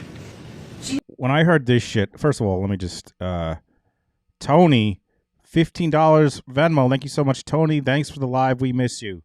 Thank you so much, Tony. And this, I say this for any trial for folks who've been following me for a while. I think it's insane in any murder case where the person is found guilty that they have the opportunity to just say whatever the fuck they want while the victims are there. That makes me crazy in every case. And this is what I think we should do. I'm going to introduce Bill for this as well. With the other thing I was going to introduce a Bill for. This is what we're going to do. If you want to have a statement from a fucking murderer, they got to submit it to the judge beforehand, and the judge has to approve it.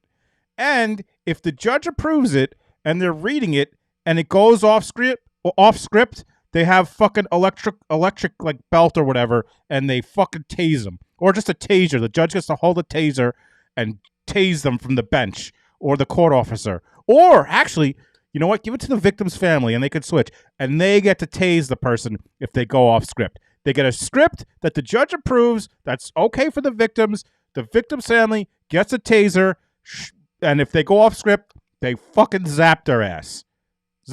They zap them. Each family member gets a zapper and they zap them like in Hangover where Alan gets fucking zapped in the ball. They zap their asses. That's the only way that they should allow it.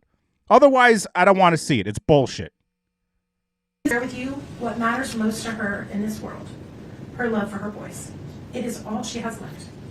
Everything else she has ever held dear in her life has been stripped from her. It is her hope that in openly and honestly sharing her love and hopes and dreams for her boys. Oh, actually, Alan was to the face, right? He goes, he got him in the face. With you, that you will see what it is inside of her that is worth saving, that is worthy of mercy, and that is filled with hope, humanity, and love. So with the court's indulgence, we'd like to read aloud some letters that have been provided to us.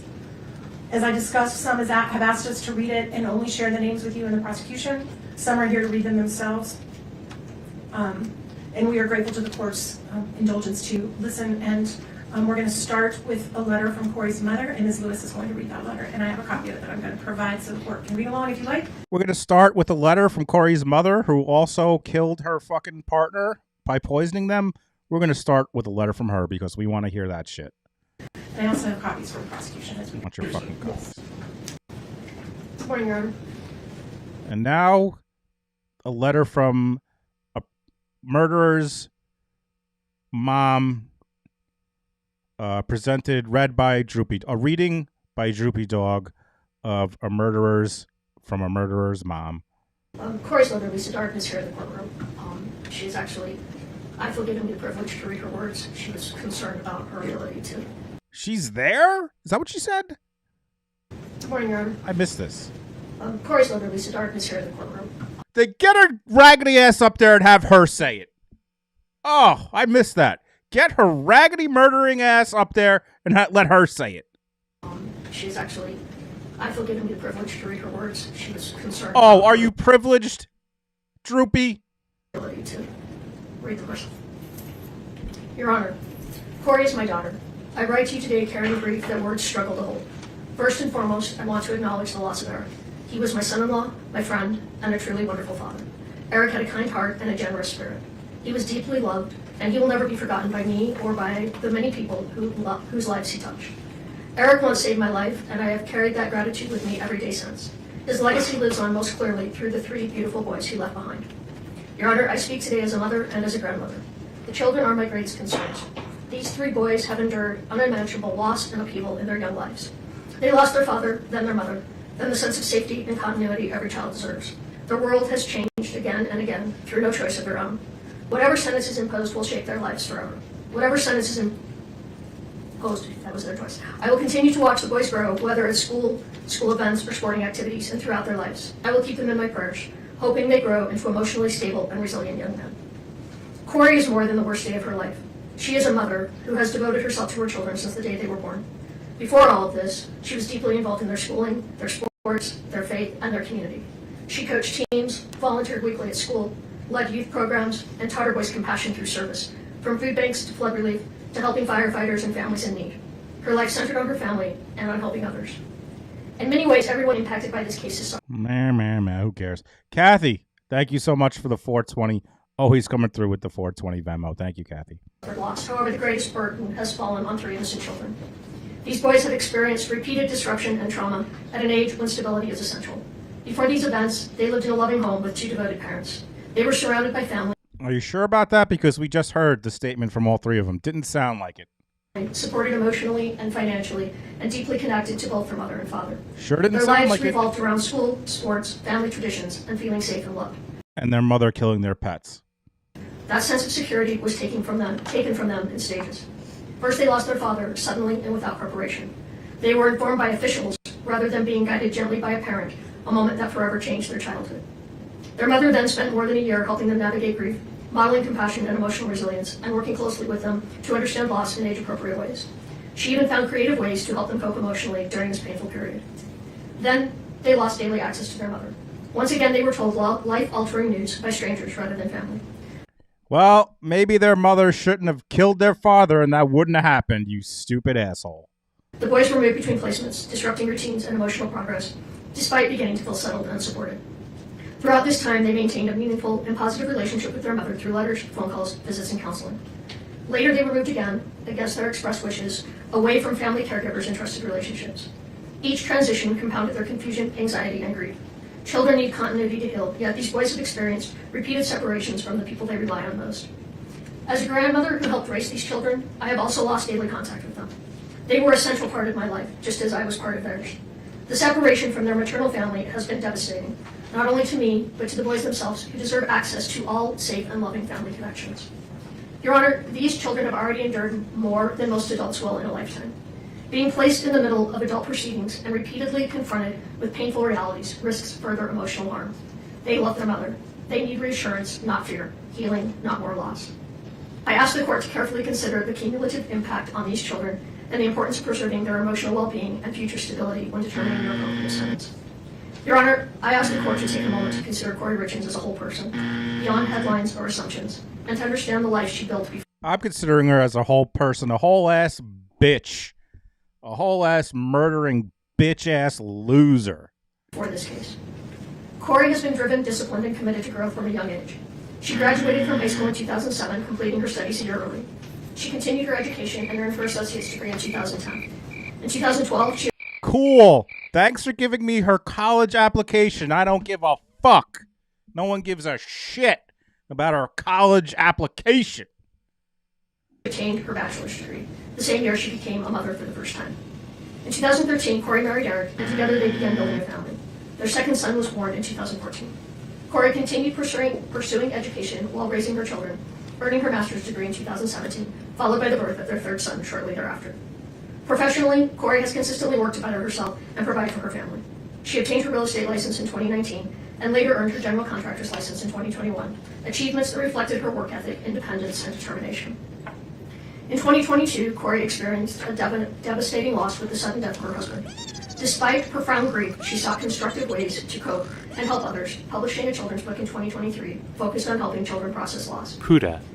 L-O fucking L. She made a book about, she didn't even write it. Someone wrote it for her after she murdered her husband. Good example, you fucking idiot. The moron apple doesn't fall far from the moron tree. After her arrest in 2023, Kouri did not retreat from self-improvement. While incarcerated, she earned her paralegal certificate in 2025. In 2026, she completed her MBA, pursuing education under extraordinarily difficult circumstances. She continues to seek opportunities for further education, demonstrating perseverance and a commitment to growth. Your Honor, this timeline reflects a pattern of responsibility, resilience, and continued effort to better herself, even in the most challenging moments of her life. I would like to illustrate Kouri's character through her actions and the way she lived her life, particularly as a wife, mother, and member of her community. Kouri was deeply devoted to her family. She was a committed wife to Eric and a hands-on present mother to their three sons. Their marriage was built on partnership and mutual support. Kouri consistently supported Eric in his career, hobbies, and interests, including his involvement in sports and coaching. Shut up, bitch! She encouraged his passions and stood by him throughout their life together. In return, Eric expressed... Yes, this has all been at 1.25 DK. I have had this at 1.25 for the entire hearing because I'm trying to get through the whole thing tonight. His commitment to caring for his wife and children, and their shared priorities were apparent in the way they lived and parented. As parents, Kouri and Eric focused on raising kind, engaged, and active children. Kouri was closely involved in her son's education, sports, and activities. She volunteered weekly at their school, coached youth soccer and basketball, served as a scout leader, and was present at practices, games, and events. Her time, energy, and focus were always directed toward her children's well-being and development. Except for when she was fucking the other dude and was going to the houses and doing that the entire time. Other than those times, and she was wasted the entire time. But other than that, she was devoted. Beyond her immediate family, Kouri consistently showed compassion for others. She was active in community service and believed strongly in teaching her children empathy through example. Together, they volunteered at food banks, participated in flood relief by filling sandbags for elderly residents, baked cookies for firefighters during fire season, and assembled care packages for families and individuals in need. She also helped ensure... Wait a second. She baked cookies for firefighters? Why are we even here? Let her free. Why did they even charge her? She baked cookies for firefighters? They charged this woman for murder? That children in the community had proper winter clothes by donating nearly 100 pairs of snow boots to a local elementary school. 100 pairs of snow boots? I can't believe we're even here today. Holidays, Kouri made extraordinary efforts to help others, purchasing, wrapping, and delivering hundreds of gifts to families who were struggling. She also demonstrated thoughtfulness in her extended work family by assembling personalized gift boxes and organizing holiday gatherings to bring people together. In 2023, following her husband's death... Good point, Funkarella. Says empathy through example. She made her friend homeless. Yeah, she made her fucking friend homeless. Oh, my God. Her best friend. She scammed her best friend out of money and made her homeless. Oh, what a scumbag. Designed to help grieving children process loss. She donated hundreds of copies to people who lost a parent and visited schools to reach students dealing with grief. Although the book achieved some commercial success, her intention was not profit. It was to help children feel less alone during... How are they going to seriously read about the book? Like, her attorneys were like, wait, we can't really bring up this fucking book. You murdered your husband and then wrote a book. We can't bring this up. One of the most difficult experiences a child can face. Kouri has always viewed her greatest accomplishment as her family, her husband, her children, and the home they built together. Her loyalty to her family is unwavering. As an aunt, she has been a consistent and loving presence in her nieces' and nephews' lives, providing child care support, attending milestones and school events, and assisting her siblings whenever they needed her. She has been the person who organizes family gatherings, holidays, and shared traditions, keeping the family connected. Faith has also played an important role in Kouri's life. She and her children regularly attended church and participated in faith-based community activities, reinforcing values of service, compassion, and responsibility. Your Honor, these are not isolated gestures. They reflect a long-standing pattern of generosity, responsibility, and care for others. Kouri's life before this case was defined by service to her family and community, and by her commitment to raising her children to be compassionate and engaged members of society. From a young age, Kouri demonstrated responsibility and a strong work ethic. While still in high school, she worked nights, weekends, and holidays to help support her aunt's business, using her earnings to pay her own way through college. That sense of responsibility never diminished. She continued to support extended family members whenever they needed help. Only 3 weeks after losing her husband, Kouri faced another profound loss with the death of her uncle. Even while grieving deeply, Only 3 weeks after she murdered her husband, then her uncle died too. I mean, can you believe the luck? Herself, she stepped forward to help her aunt by taking on the responsibility of planning the funeral. This pattern, putting others' needs ahead of her own pain, has been consistent throughout her life. Kouri has always believed that no one should have to navigate grief or hardship alone. Kouri and I share an exceptionally close relationship as mother and daughter. She has stood beside me during some of the most difficult moments of my life. Like when I also killed my husband, my partner, with poison. She was right there, listening, learning, taking notes. Including surgeries and radiation treatments, providing care, support, and comfort without hesitation. Our relationship is built on mutual reliance, trust, and love. I, in turn, have played an active role in her family's life, helping care for Eric, the boys, and Kouri, and being deeply involved in their daily lives. Kouri also shares a strong bond with her brother. Though close in age, and like many siblings growing up, it was the loss of their father shortly after high school that solidified their understanding of the importance of family. Since then, the relationship has only grown stronger. They have supported each other through life's milestones, challenges, and joys. As a mother, Kouri has always made sure her children felt surrounded by family. She intentionally included her brother in holidays, family gatherings, and everyday moments. Holy shit. Wait a second. You're telling me she intentionally included her brother in family gatherings? Again, I have to ask, why are we even here? Why is she in shackles? She intentionally invited her brother to Christmas. Why do we charge this woman in the first place? I mean, this is a living saint right in front of our very eyes. Reinforcing the value of connection and belonging. She welcomed her brother. I mean, that's how much they had to stretch in making a statement for her. Yeah, so she invited her brother to Christmas. I don't know if you know about this, but she invited her brother to Christmas. So we're in the room with an actual living saint. Wife into the family from the very beginning, making a deliberate effort to ensure she felt included and supported. She has constantly offered help with family milestones, celebrations, and responsibilities, always striving to ease stress for others. Kouri takes pride in maintaining a close-knit family. She believes that shared time, whether during holidays, sporting events, small gatherings, or simply simple evenings together, is essential. Creating those moments of connection has always mattered deeply to her, and she has worked intentionally to keep her family united.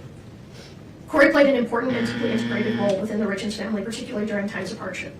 When Eric's mother passed away in Hawaii, Kouri provided steady emotional support to the entire family and assisted in organizing funeral arrangements, stepping in wherever help was needed during a very painful period. Her commitment to Eric's family was genuine and enduring. At one point, Eric's mother expressed that Kouri was not simply her daughter-in-law, but her daughter, a reflection of the closeness and trust Kouri had earned within the family. Kouri and Eric prioritized time with extended family, creating meaningful memories together, including regular visits to St. George, Utah, to spend time with Eric's grandmother. When one of Eric's sisters faced unemployment, Kouri helped her secure work at the hospital where she herself was employed. She also routinely provided childcare for her sister-in-law's children, allowing them time together as a couple. Her involvement went beyond logistical help. She always participated in family milestones, including serving in a bridal party and assisting with wedding planning for another of Eric's sisters. During a particularly difficult period in that sister's life, Kouri accompanied her to a self-help retreat, offering both emotional support and companionship. Within the Richins family, Kouri often served as a source of calm and connection. She consistently worked to ease tensions, provide comfort, and maintain relationships during challenging moments. Her efforts contribute significantly to the overall well-being of the family. Kouri's compassion extended well beyond her immediate and extended family. She opened her home to the parents of a friend whose house had been damaged, offering them a safe place during a difficult time. When another friend's parents lacked firewood, their sole source of heat during the winter, Kouri arranged for a truckload of wood to ensure they stayed warm. She maintained close, supportive friendships, particularly participated fully in friends' major life events, and was actively involved in the lives of their children. As a neighbor, Kouri was equally attentive and caring. Her home was offering a gathering place for neighborhood children, and she routinely prepared meals for parents working late or offered help to neighbors facing illness, including one undergoing chemotherapy. Her generosity was never performative. It was quiet, consistent, and motivated by genuine concern for others. Kouri is not a perfect person, but she is an authentic woman. Her life has been marked by steady acts of kindness, loyalty, and service toward her family, her friends, and her community. She has always found purpose in easing the burden of others and helping people through difficult moments. Following Kouri's separation from her children, they were placed in a living situation that differed from what they expressed as their preference, despite having strong and meaningful bonds with extended family who had long played an active role in helping raise them. As young children, they had little control over these decisions, which added to their sense of uncertainty and loss. Kouri's sons are now facing significant emotional challenges in their day-to-day lives. They are processing grief, separation, and repeated changes, all at an age when stability is critical. Like their mother, Kouri's eldest son is especially sensitive and expressive, and he has struggled deeply with these transitions. All three boys are currently receiving counseling, which has been essential in helping them cope. Kouri has consistently supported therapeutic intervention and has emphasized the importance of counseling not only for each child individually, but for the family as a whole. In particular, she has advocated for additional individual support for her eldest child, recognizing his specific emotional needs.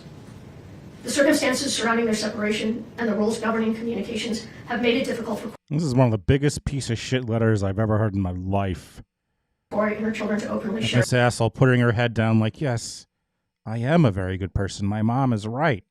their feelings with one another. This limitation has taken an emotional toll on both the boys and their mother. Important thoughts, reassurances, and emotions often remain unspoken, creating additional stress and sadness. As a mother, Kouri experiences deep anguish over her inability to comfort her children as she once did.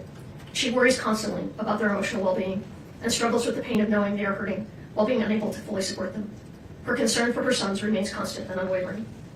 Kouri has endured profound emotional and personal suffering since the loss of her husband. She is grieving the absence of the man she loved and built a life with, while navigating separation from her children and family under intense public scrutiny. The weight of these losses is immense, and it has affected not only Kouri, but her entire family, her mother, her children, and those who love her. Despite being incarcerated, Kouri has continued to demonstrate resilience and personal responsibility. Within the confines of jail, she has dedicated herself to education and self-improvement, using her time to study and work toward meaningful goals. These efforts reflect her character and her desire to grow, contribute, and remain a constructive presence, even under extremely difficult circumstances. Like many marriages, Kouri and Eric faced challenges. When difficulties arose, they chose to address them responsibly by seeking marriage counseling rather than turning away from one another. Those efforts strengthened their relationship. By all accounts, from those closest to them, they were in a period of renewed connection and commitment, focused on their family and their future together. Your Honor, I stand before you as Kouri's mother. I love my daughter. I have known her for her entire life, not just through this case. I cannot speak to every aspect of what the court has considered, but I can speak to who she is as a human being, as a mother, and as a member of her family. I do not believe that Kouri did this. Fucking hell. I didn't see this before. Do you guys notice Mr. Mustachio here is nodding off? Mr. Mustache is falling asleep. Oh, the mustache man. I feel you, brother. Through this case. I cannot speak to every aspect of what the court has considered, but I can speak to who she is as a human being, as a mother, and as a member of her family. He's I nodding. do not believe that Kouri did this, nor do I believe Kouri could possibly be capable of this crime. I can't validate what she did financially. Oh, he's going. Did you see that there? He just nodded so far that it woke him up. Watch when they zoom in on him. Nor do I believe Kouri could possibly be capable of this Here crime. it comes. I can't validate what she did financially one way or another, and It woke him up. that's something Kouri will have to live with. I respectfully ask the court to consider a sentence that holds Kouri accountable for the jury's verdict, while still allowing for the possibility of mercy and hope. A sentence without the opportunity for parole would permanently separate her from her children and leave no room for redemption. Kouri's life has meaning, especially to her 3 sons and her family, and I respectfully ask. Guys, I wasn't talking about Eric's dad. I was talking about this guy right here in the back right. Do you not see him? I know who Eric's dad is. I'm talking about the guy back here with the mustache. You don't see him falling asleep? A sentence without the opportunity for parole would permanently separate her from her children and leave no room for redemption. Kouri's life has meaning, especially to her 3 sons and her family, and I respectfully ask that the sentence reflect not only accountability, but also the potential for rehabilitation and profound long-term impact on innocent children. Your Honor, I ask from a mother's heart that that Kouri be given a sentence that... Oh, is it there? I think this is her stupid mom right here, right? With the glasses, right? Actually, let me not call her a stupid asshole if that's not her. But I'm fairly certain that's who they're trying to find, is her right here. And let me go back and show you guys who I was talking about, because you guys thought I was talking about Eric's dad. I know who Eric's dad is. Watch this guy back here in the back right next to Nate Eaton with the mustache. Watch him trailing off. And then watch as it gets closer to him and he actually like falls so far that he like... Nor do I believe Kouri could possibly be capable of this crime. Ready? Watch this. I can't validate what she did Boom. financially one way or another. And he's up. That's something Kouri will have to live with. I respectfully ask the court to consider a sentence that holds Kouri accountable for the jury's verdict while still allowing for the possibility of mercy and hope. A sentence without the opportunity for parole would permanently separate her from her children and leave no room for redemption. Kouri's life has meaning, especially to her 3 sons and her family, and I respectfully ask that the sentence reflect not only accountability, but also potential for rehabilitation and profound long-term impact on innocent children. Your Honor, I ask from a mother's heart that Kouri be given a sentence that allows the possibility of a future, one in which she can continue to grow and one day be a positive presence in life and her children's lives again. I firmly believe the jury reached an incorrect conclusion and that this outcome represents a profound injustice driven by personal bias. I do not believe Kouri is capable of committing murder.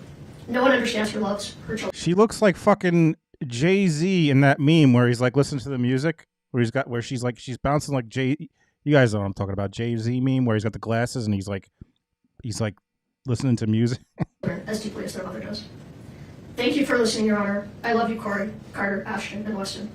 Her story does not end with this sentence. It is the strength of her comeback that will define it. All right, you guys know At this time, we would ask. there's only one thing I can play after that statement from Kouri Richins' mom, and that's this. What you just said is one of the most insanely idiotic things I have ever heard. At no point in your rambling, incoherent response were you even close to anything that could be considered a rational thought. Everyone in this room is now dumber for having listened to it. Renee Odom, she is going to read her own letter. We ask that she approach the podium, and I will provide it to the court and the prosecution as well. Of course. Renee, good morning. Good morning. One moment. Thank you. Renee, please proceed. I'm going to be honest with you. I was not super mad at this statement. I thought she did a decent job trying to... I didn't... Like, out of all the pieces of shit that said shit, I didn't think... I'll watch it again, but watching it live, I was like, she is not... Like, she did what she's... Like I wasn't too mad at her. My name is Renee Odom, and I am here today as the sister of Kouri Richins. I want to begin by saying nothing I share today is meant to excuse or lessen the seriousness of what has brought us here. Eric's life was taken, and that loss is permanent. I want to acknowledge Eric by name and say that I loved him. He was kind to me, he was a part of my life, a part of my children's life, and a part of my family. He matters deeply, and he is missed. This tragedy has devastated our family, and its deepest impact continues to fall on Kouri's 3 boys. For more than 3 years now, they have been unable to see or speak with their mother. They have lost their father, and at the same time, they have lost access to their mom. Even in separation, Kouri has never stopped being their mother. She writes to her boys every single week. She reaches out every birthday, every holiday, holding on to that connection with everything she has and reminding them that they are loved. Kouri is my baby sister, and she has been an integral part of my life and the lives of my children. She has shown up for our family in ways that are impossible to count. I was there at her graduation from high school. I was there for the wedding of Kouri and Eric, moments filled with love, hope, and dreams for the future. She was there for my wedding and the birth of my son. She was there for me when I graduated college. She stood beside me at the baptism of both of my daughters. She poured her heart into giving my oldest daughter a beautiful sweet 16. These were not obligations to her. This is who she is. Kouri has always been the glue that held our family together. She hosts every Christmas, she planned every family vacation, and made sure that no one ever felt forgotten or left behind. She believes deeply in helping others, and she has lived with this belief throughout her life. Even from behind bars, Kouri has continued to help people, offering support and encouragement and kindness any way she can. That desire to be of service has never left her. Kouri is a great sister, an awesome aunt, an amazing daughter, and she will always be a devoted mother. She is also the smartest person I know. Kouri has earned 2 master's degrees and is applying to a PhD. Well, now that I'm watching, let's not get fucking crazy because she's a fucking idiot. Program. Growth and learning and becoming better for herself and others have always mattered to her. Most of all, she loved her husband and her children with everything that she was. I continue to struggle to reconcile this tragedy with the loving sister and the mother I've always known. I understand and respect the court's responsibility. I mean, she's kind of basically saying, I'm struggling to, like, I can't believe she fucking did this, is what she's saying. But she's, like, doing her best, though, so that she doesn't get life in prison. To impose a just and lawful sentence. I am not here to challenge the verdict or to minimize the harm that has occurred. I only ask that the court see the whole human picture, the pain, the accountability, the lifelong consequences that are already being carried. Please leave room for hope of a life with her boys. The impact of this tragedy will remain with Kouri and her children for the rest of their lives. Our family deeply feels the absence of her presence and that of her boys, her guidance and her love. I love you, Kouri, and I will always stand by you. Thank you, Your Honor, for letting me speak and considering my words. I mean, just wait till you see her fucking brother's statement as comparison. Your Honor, at this time, I'm going to read a letter from Reed Darden.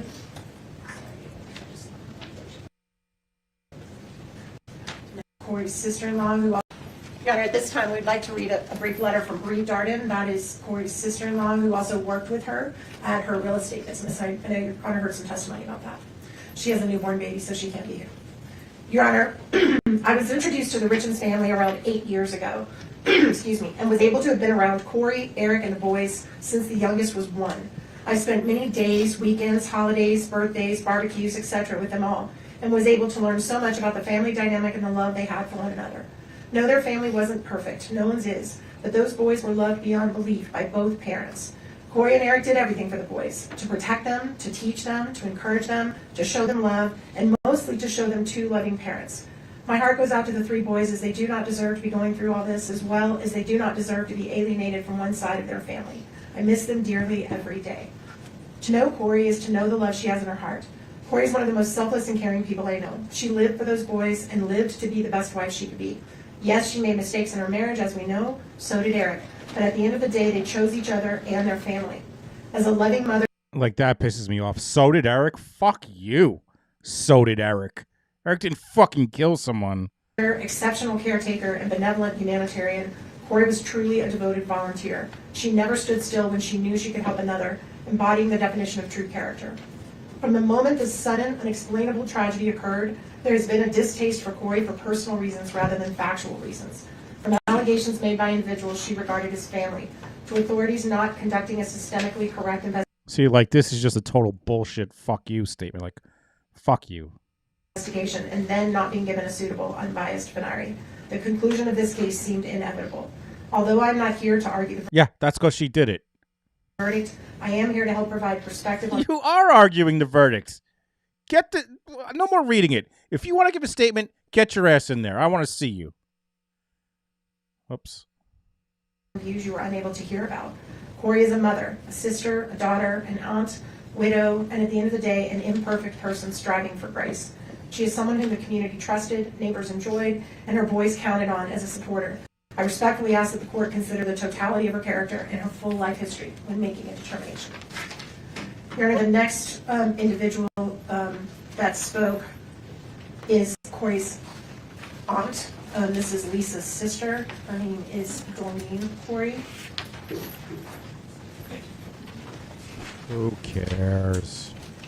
Your Honor, thank you for allowing me to speak today. I have spent many sleepless nights trying to find the right words for this moment because it is heartbreaking to stand here and speak about someone I care deeply about in a courtroom like this. I believe in you, Kouri, and I'm very proud to be your aunt. I stand before the court not to minimize the seriousness of this case, but to speak about the person I've known outside of these proceedings. The woman I know is not the monster these proceedings may have made her appear to be. When I think about her, I do not think about charges, headlines, or verdicts. I think about the mother I watched love her children with every part of herself. I think about the woman who worked hard to build a better life. Well, good for you. You're lucky that you get to do that. You're lucky that you don't think about that. Unfortunately, Eric's family doesn't have that option. Through education, determination, because she murdered him. And sacrifice. I think about someone who wanted more not only for herself, but for her children and the people she loved. Her children were never just part of her life. They were her entire world. I watched her celebrate their accomplishments, comfort them in difficult times, and carry the weight of motherhood every single day. She loved fiercely, deeply, and unconditionally. Eric and those boys were her life. Both Eric and Kouri were very loving and attentive parents. They were solid, they loved hard, and they played hard. I also watched her work tirelessly to educate herself and create stability for her family. She pushed herself because she believed in building a meaningful future. She was proud of what she accomplished, but even more proud of being a mother. This conviction does not erase the years of humanity, goodness, and compassion that existed before this moment. I know there are people who may only see the charge. I mean, it kind of does. It kind of when you kill someone, no one gives a fuck about the shit you did before. When you poison the father of your 3 children with fentanyl, I don't give a fuck anything she did in the past. I don't give a fuck. The verdict, but I ask the court to remember a person is more than the worst moment of their life, or in this case, Sorry, not when they murder someone. more than a verdict that many of us still struggle to understand and accept. The woman I don't struggle to understand it or accept it. I've done both very easily. It's one of the easiest things I ever did was accept the verdict and not struggle with it. I had no problem with it. Not a second. I know is compassionate, intelligent, nurturing, and deeply human. I mean, a true scholar in front of us who Googled luxury prisons. Luxury prisons. I mean, a true Rhodes Scholar right here. I do not believe she's cruel or beyond redemption. I believe there's still goodness in her, and I know there are many others who believe that too. Whatever sentence is imposed today will not only affect her, it will echo through the lives of her children, her family, and everyone who loves her for years to come. Her children still need their mother's guidance, love, voice, and presence in whatever way they can still have it. I understand the weight of the court's responsibility, and I speak with respect to these proceedings. Can you shut the fuck up? I only ask that when sentencing is considered, the court remembers the whole person standing before you today. Not only this moment, but the years she spent loving, learning, sacrificing, and being devoted mother. I love you, Kouri, and I love those precious boys. I ask for mercy, I ask for compassion, and I ask that the court see the humanity in her that so many of us have seen for years. Shut up, bitch! All right, the next one is an individual that did not want their name read in the public, so... That's what I want. Guys, I was actually, this is anonymous, but you guys can't see, but I was able to zoom in on this letter, and the person's name was Blory Bitchins. Blory Bitchins was actually who wrote this. I'm going to provide it to the court. Sorry, anonymous person. This is a close friend of the family. Blory Bitchins wrote this. To the Honorable Judge Morales. Oh, guys, this is one of the ones, just wait for this. Just wait for this fucking statement. Just wait. You're about to get a little surprise from me. I'm about to give you something. I said it earlier in the stream, but I'm gonna share something with you. So when if I ever am sentenced, you guys will be able to speak on my behalf. So let me just play it here. I'm writing to respectfully share my personal relationship and observations with the Richins family and 3 young boys, and to ask that you consider sentencing Kouri to 25 years to life rather than life without the possibility of parole. From 2017 to 2019, I had the privilege of working as a babysitter for Kouri and Eric's 3 children. I was able to view this family at a time when things in life were good for them. The youngest, Weston, was still in diapers, and we worked on potty training together. What struck me most during that time was the stable, loving, and orderly home the 3 boys had to grow up in. Kouri was a young mother, close in age to 2 of my own children, and she'd established a true house of order. The home was beautifully decorated. I particularly remember the bright fall decor.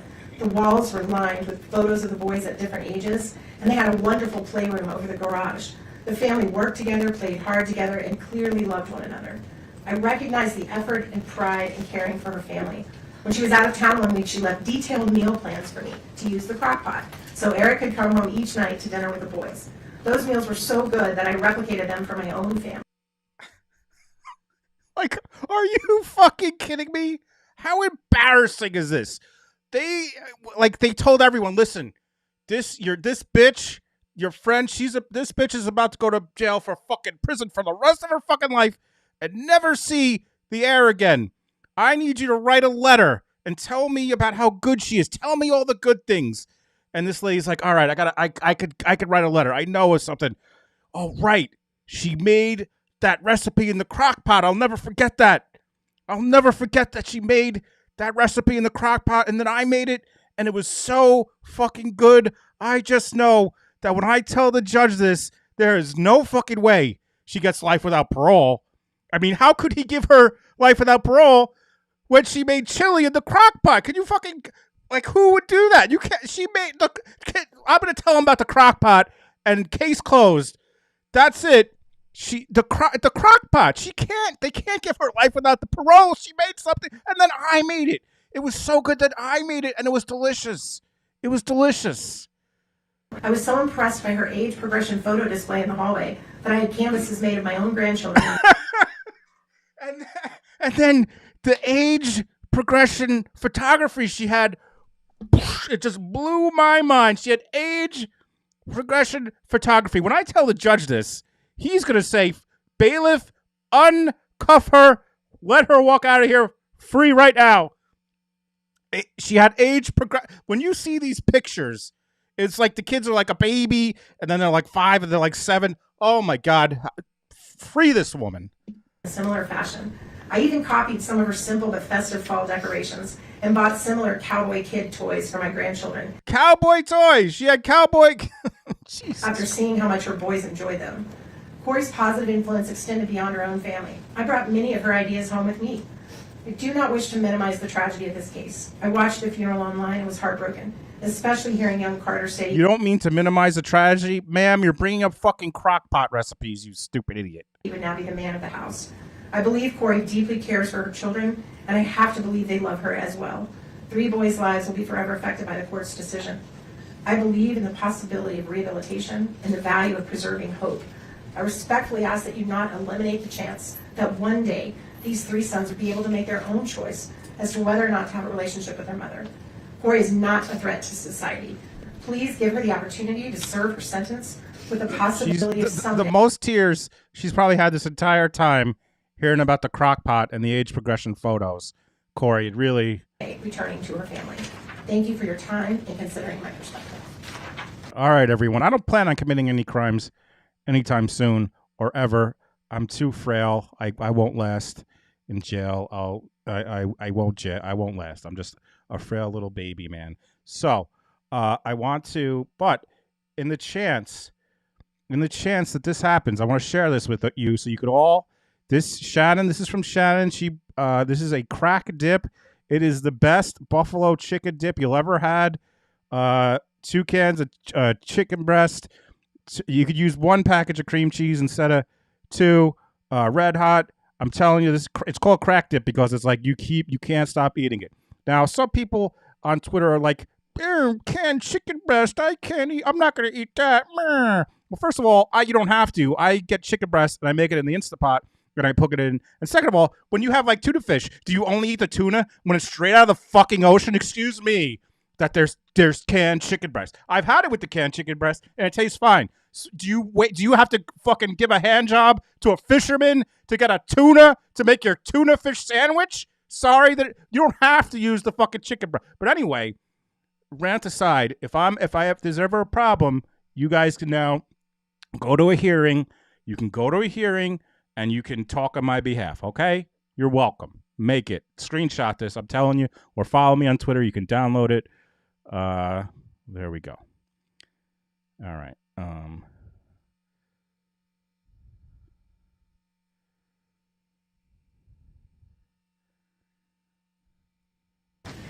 Your Honor, the next individual that's going to be addressing the court is going to do it himself. And that is Mr. Greg Hall, and he's here to read his statement to the court.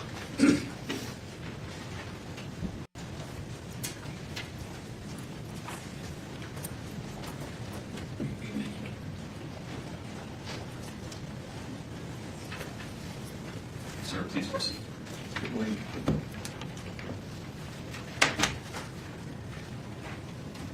Good morning, Your Honor. Before I say anything else, I want to express my deepest sympathy and most sincere condolences to the Richins and Darden's families. Nothing I say today is meant to diminish the weight of what has brought us into this courtroom today. My name is Greg Hall. I have known Kouri for over 7 years, both personally and professionally. And we have stayed in daily contact by phone, text, and in-person visits throughout her entire incarceration here in Suffolk County. I'm here today to share with you what I have witnessed firsthand about the person I know. Always enjoy a good J-rant. Kim with the $20 super chat. Thank you so much, Kim. Appreciate you. In the years before Kouri was incarcerated, She made a habit of looking for people who were struggling. She not only volunteered for many years at children's schools and donated, but you heard about the 100 pairs of snow boots, but she also did follow up to make sure that those children... Wait, she not only donated 100 pairs of snow boots, she followed up to make sure. Holy shit. I think we have the wrong woman. I don't think she did it. She has volunteered at the soup kitchen for years and brought her boys along with her because she wanted them to teach them about service and kindness to others.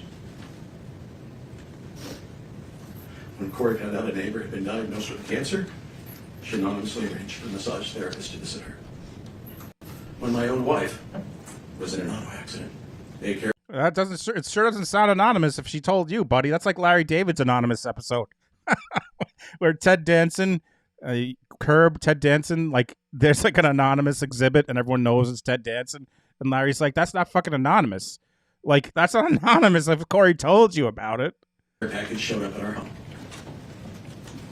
If a family was having a difficult time purchasing a home, she would offer to take little or no commission in order to help them.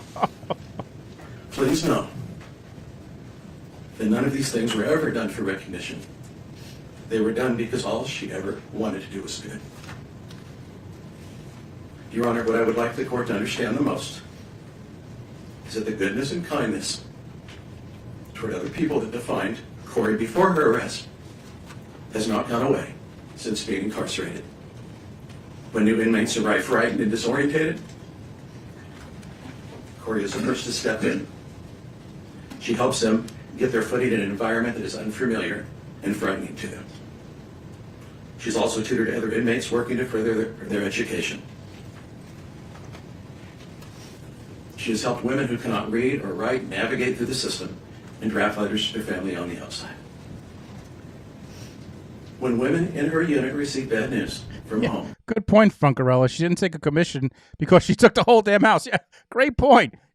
She didn't take the commission. She just stole the entire down payment. She is the first Unbelievable. to sit with them and comfort them. She's used her time inside to study, and she takes her studies very seriously. Oh. She has earned multiple degrees, including a master's degree since being incarcerated. Oh, well, I mean, if she was a doctor, she has 2 masters? Holy shit. Because she wants to be of use to other incarcerated women who struggle with literacy, with their legal paperwork, and with the simple daily reality of being inside. L-O fucking L. Now that she has LWOP, she ain't gonna do a goddamn dick for anyone. She enjoys studying religion and ethics, and the practical application they have. She should have worked on that practical application before she killed a man. She attends weekly church services and has helped to create new programs within the jail that other inmates now rely on. Oh, good. She studies late into the night, every night. Who cares? Who fucking cares? Who cares? She prays for her boys and for her family every day. She also prays for others in need. She writes to her sons, though her letters are returned to her unopened. She has not stopped trying. Dom's mom a member for 27 months. Her face makes me sick. Judge M got it right. Thank you so much. To contact them, to express her love for them. Your Honor, the Kouri that I talk with each day is still filled with kindness, with goodness.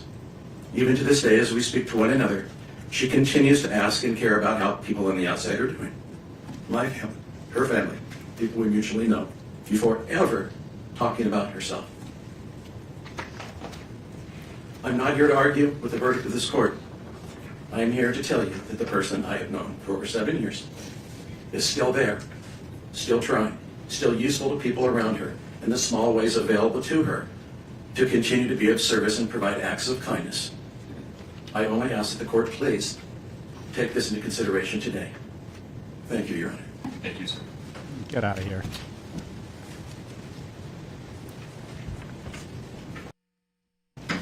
Ms. Richins in her real estate business. 2 letters are from individuals who are investors with Ms. Richins in her real estate business.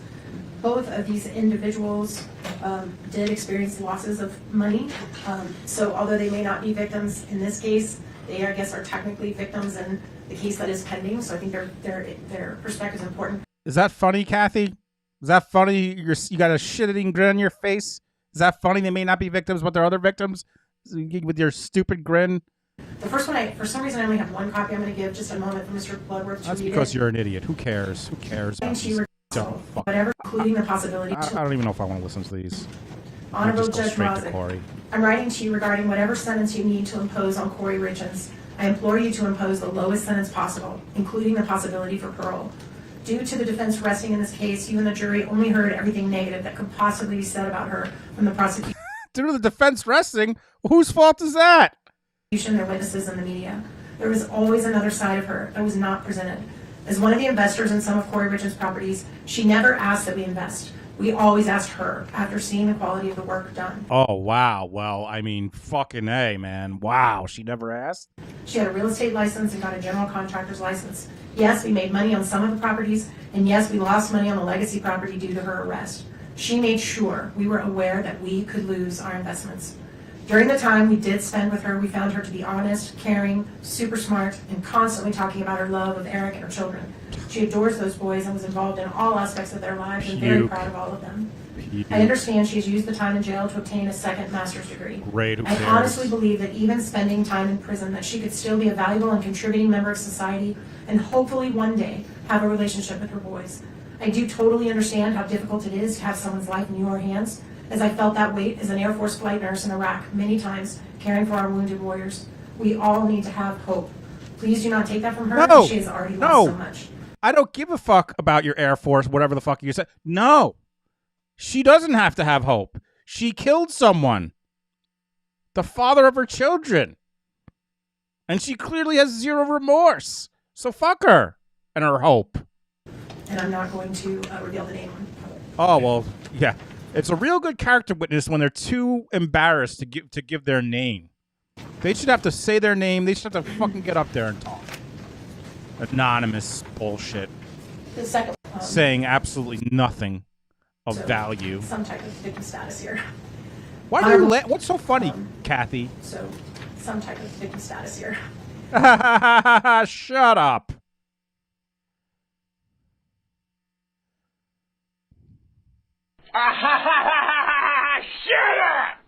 Honorable Richard Mazick, thank you, Your Honor, for the opportunity to address the court at this sentencing hearing. Actually, okay, yeah, I do have a picture of that one. Thank you for the opportunity to address the court at this sentencing hearing for Kouri Richins. May I first say that I was so impressed with your professionalism and demeanor during the trial. It appeared to me that you were very thoughtful in trying to judge fairly during the court proceedings. I would like to speak on my real estate experience with Kouri over the 3 years that I invested in 10 or more fix and flip home transactions. My wife, my son, and I were so impressed with Kouri and the great job she did in finding and remodeling the homes that we invested in. She worked hard in making those properties look beautiful after they were remodeled, and we all made money from them. We could not have been more proud of Kouri and happy for her and her family. Kouri made us some money, therefore she shouldn't go to jail for life. Knowing from her brother Ronnie that she'd lost her father at a younger age, I told her once in a text message that I was unofficially adopting her as my daughter. She was a great mom for her boys, and she and Eric were so involved in their lives. What has happened since has been a tragedy for all the families involved. I never met Eric, but knew that he and his workers helped with some of the stonework on the remodels. Kouri and Eric helped stage a house that my son and I remodeled that Kouri found for us in Ogden. Who cares? Boss lady, Bo for 27 months also. Nothing beats a solid J rant. Always on point. Thank you, boss lady. She listed it and had it sold in 3 days. Those were good times when the market was great for doing fix and flips, and we all benefited from it. This is America. Like this is America. Like, she made us money. This is so hilarious. This is capitalism to its finest. I'm going to write this letter to the judge that she shouldn't get further sentencing. She shouldn't get LWOP because she made us money. I mean, what a perfect encapsulation. Unfortunately, about the time... They can't even fake it. They can't even fake it and be like, she was really kind to us. Nope. She made us that cheddar. Let her go. Of Eric's passing, the market changed and interest rates skyrocketed. Those who had house remodel properties suddenly found the buyer's market dried up and houses were not selling. We lost money as well as many of our friends in the real estate business. In watching some of the proceeding on court TV, I personally did not think that the state proved beyond a reasonable doubt that Kouri was guilty and responsible for Eric's death. I was surprised at the jury's verdict because it left doubt in my mind based on the testimonies given. Who cares? Kouri has lost everything: her husband, her 3 young boys, friends, family, and her home. May I appeal to the court that her sentencing may grant her the possibility of parole at some future time. No, you can't. Thank you for your kind consideration. And also this name we're not reading out loud. We also have several very short statements from people who have worked with Ms. Richins in the jail. These are volunteers that give their time, no money, that come to the jail to help people that are incarcerated to try to better themselves Time to hear from Kouri's jail friends. and better their lives. Tony Bailey, 30 months. Tony's Bailey, whose boyfriend hates me, but she is a fan. Her favorite place to be. Thank you so much, Tony. 30 months. This first one is from the art class facilitator, Ms. Katie Fish. Dear Judge Mrazek, I'm writing to you today on behalf of Ms. Kouri Richins. I have known Kouri over the last 2 years within the context of the educational programs for the Summit County Justice Center. I facilitated art class as a representative of Oh, Brooklyn. I can't find the Brooklyn, a member for Super Bowl for 10 months. Love getting the old band back together.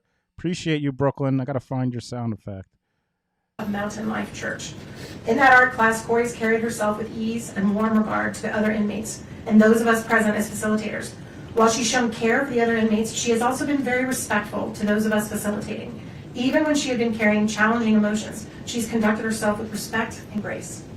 I understand that my interactions have been limited and have been laced with an expectation of certain polite behavior, but it is also not just a given that inmates will uphold that same respect and decorum. She has chosen to present with ease, care, and grace. From the brief conversations we've had about her life, I do believe she is a different person from who she was before being. From the brief conversations, like they can't even get, like, she doesn't even know when. Oh my God. Wow, all the super fans are coming in. Pokemon member for Bo for 28 months. Thank you, Shelly. Tina, best place to be, 31 months. And Ruth Ann, a Super Bowl for 11 months. Thank you all so much. Appreciate you. There. I hope and pray that her heart continues to be led toward faith and transformation. Thank you for your time. Boo, who cares? The next individual is another volunteer who teaches the class of biblical truth at the jail. Teaches the class of biblical truth. This individual is named Eric Eber. Jersey Jen, 11 months. Thank you, Jersey Jen. Dear Honorable Richard Mrazek, my name is Eric Marty Aber. Through Mountain Life Church in Park City, I've been a volunteer at the Summit County Jail for 8 years, helping to teach biblical truth to those incarcerated there and leading church services on. I don't know. If you're teaching biblical truth, I feel like, I mean, I'm no biblical scholar, but particularly in the Old Testament, I feel like God wasn't a big fan of murderers, and he did not do well with that. I mean, I'm not, like I said, I'm not a biblical scholar, but I feel like God wasn't a fan of murderers. Drenda, $10 Venmo. Love watching Trials with Jay. Thank you so much, Drenda. Sunday afternoons. Kouri Richins has been a regular attendee of these services since May of 2023, the start of her incarceration, and has shown an amazingly consistent and upbeat, positive attitude. Kouri contributes in the church service discussions. She frequently comes alongside other inmates and encourages them to attend church as well. Not only does she encourage church attendance, she also carries the applicable issues that we discuss back to the pod where she resides, looking to find the peace and love of Jesus Christ in difficult situations where the inmates live. I have witnessed her kindness in talking with and encouraging fellow inmates that they succeed in drug treatment programs, complete education programs, and work to overcome frustrations that come with poor decisions that end up with incarceration. Please call me with any questions or let me know what I can do to help with regards to. Oh, this is the best part. I forgot about this part. Last one is that's the best part, guys. That's one of the best parts. It's such a small little part, but this is the best part. Overcome frustrations that come with poor decisions that end up with incarceration. Please call me with any questions or let me know what I can do to help. Please call me with any questions you have. Like it's a job application. Like Judge Mrazek is going to be like, you know what? I'm going to reserve my sentencing. I have to call the jail biblical teacher. What was that number? Yes, it's Judge Mrazek. Could I speak to the biblical teacher, please? Yes, biblical teacher. Yes. Could you just let me know? I wanted to get a little more information from you before I did this sentencing. I just had a few questions about, what verses that, Kouri, like, if you have any questions, call me. That's such a hilarious thing to put in a letter. Here's my number. Give me a ring. We could talk further. We could chat, Judge Mrazek. Lily and Paulie, 29 months ago. Law Nerd Amber, 17 months. Thank you all so much.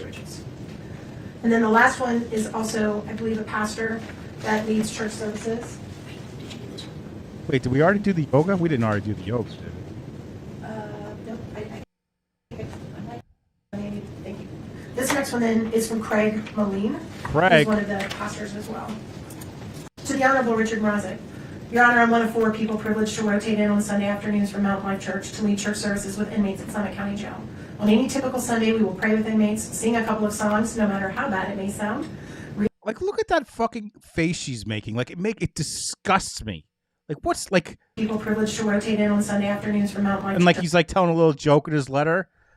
It's a fucking murder sentencing trial. This is a little playtime with his little.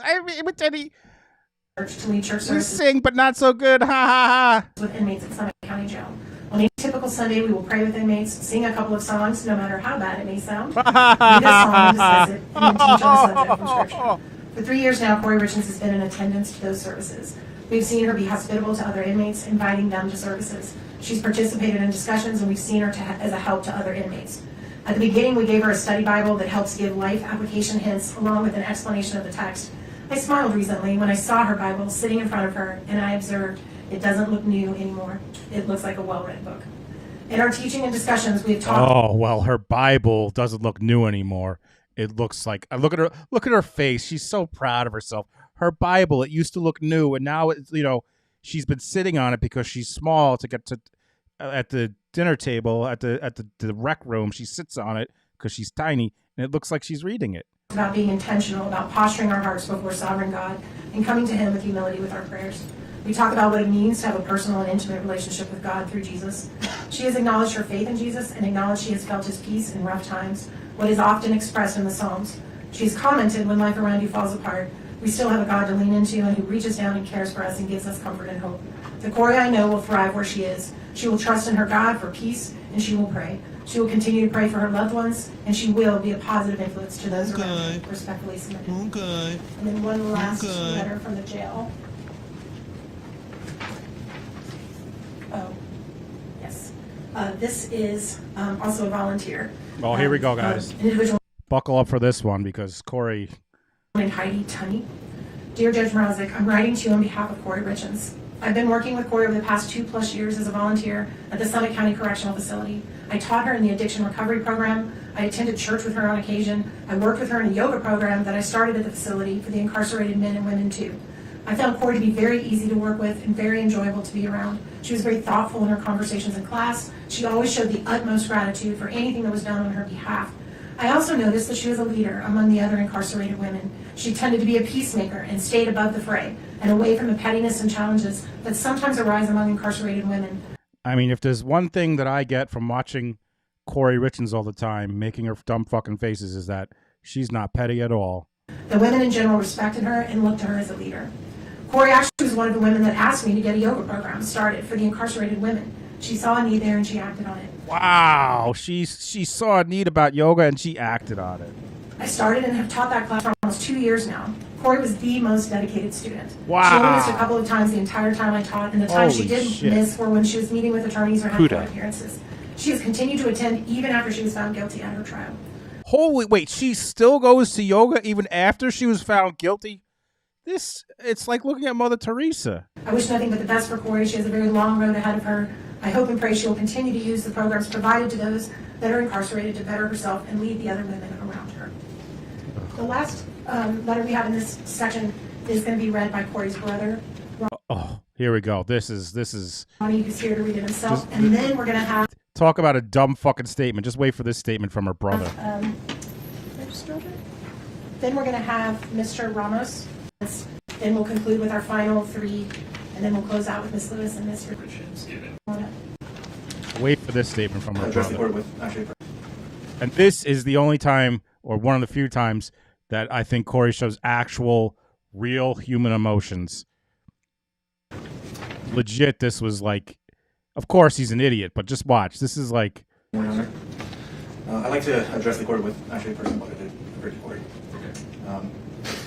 Little sister, I love you. I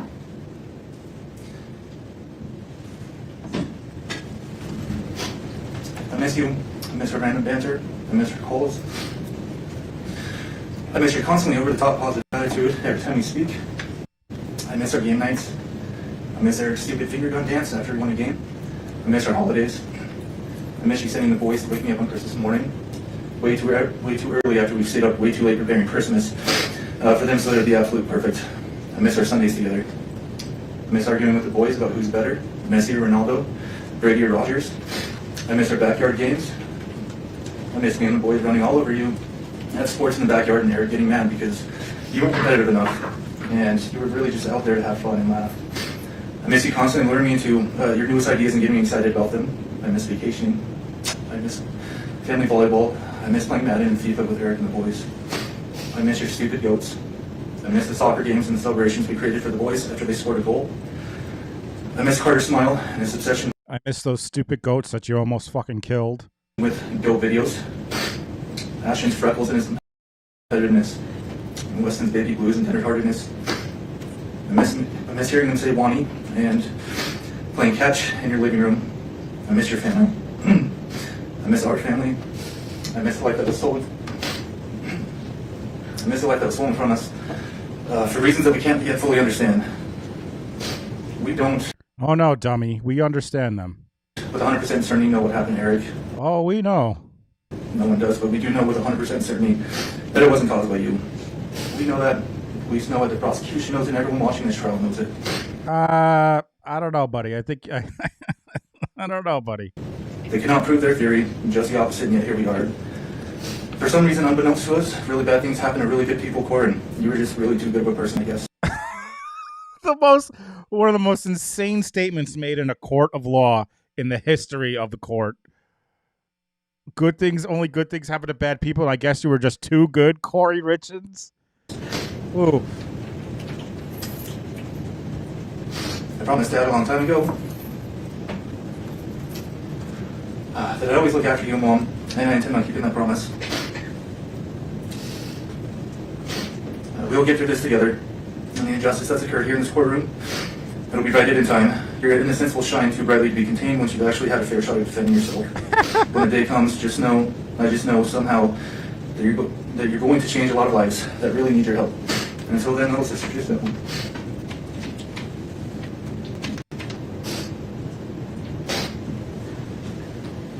Just know that I'm right by your side, and I'll always be right here for you. I love you. All right, get your quarter zip and get the fuck out of here. I see some people saying, "Where are tears?" I'm sorry. Right at this moment with him, she was legit crying. It's the only time. Mr. Ramos. Morning, Judge. Oh God, this statement. This guy would have been better to say nothing.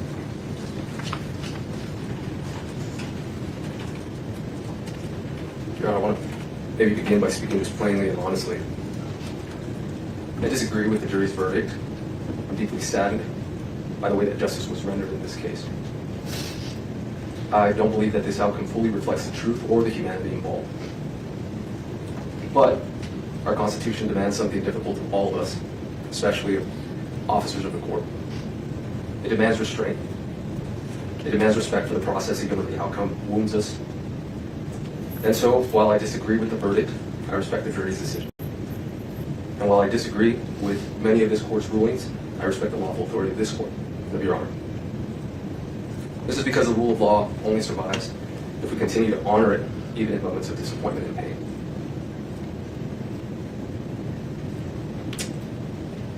As a Catholic, there's one authority higher than any courtroom, verdict, or government power, and that is God.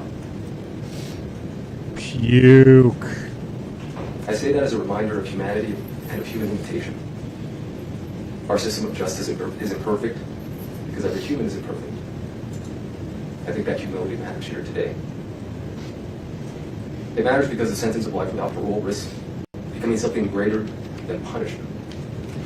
It risks becoming the declaration that redemption no longer matters. Late Pope Francis said that life without parole is just a death penalty in disguise because it extinguishes something fundamental to human dignity, and that is hope. Hope to all involved.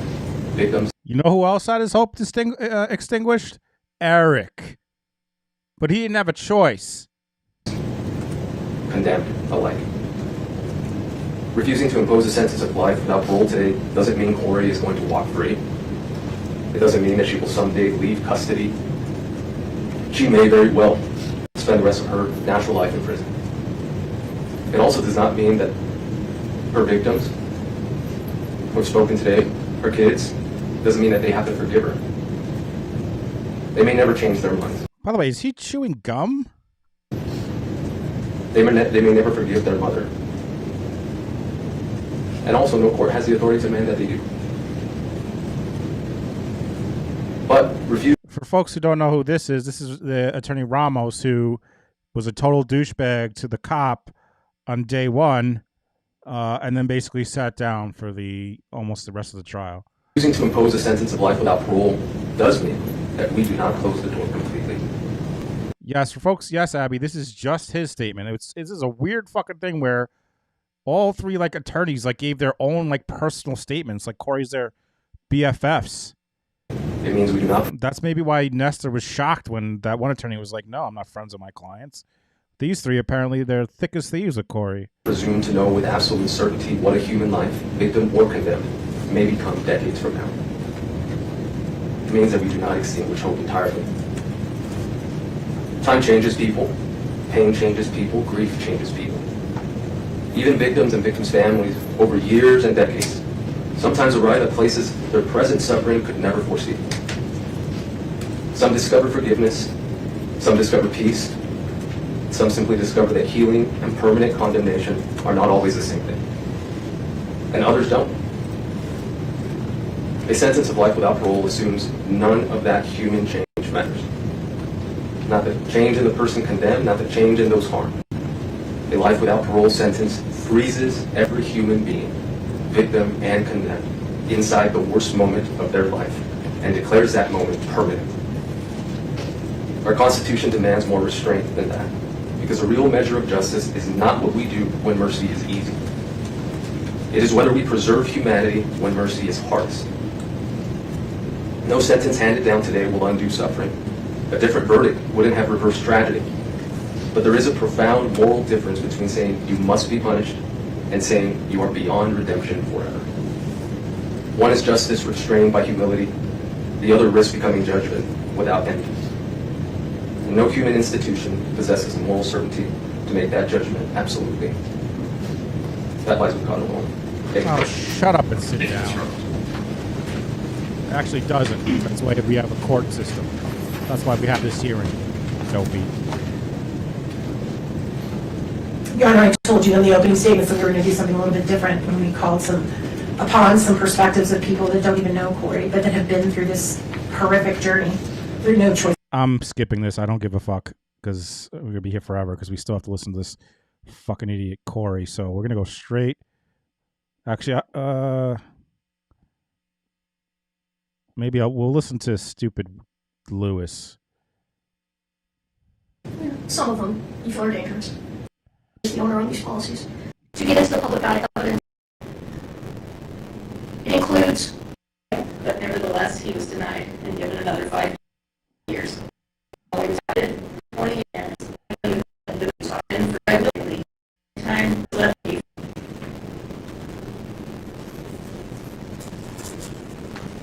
Your Honor, there is so much more to sentencing a person than punishment. That is why in sentencing someone, the court. So we're going to listen to Dumb Lewis Droopy Dog statement right now. Then Dummy Dumb we're looking at right now Kouri, and then the sentence. Let's consider the totality of the circumstances, the whole person, and who that person is beyond their worst act. In their sentencing memo, the state cited State versus Holland, which was a death penalty case. The state quoted the court as follows: "The psychological reality is that aggravating circumstances in first-degree murder cases will virtually always outweigh mitigating circumstances."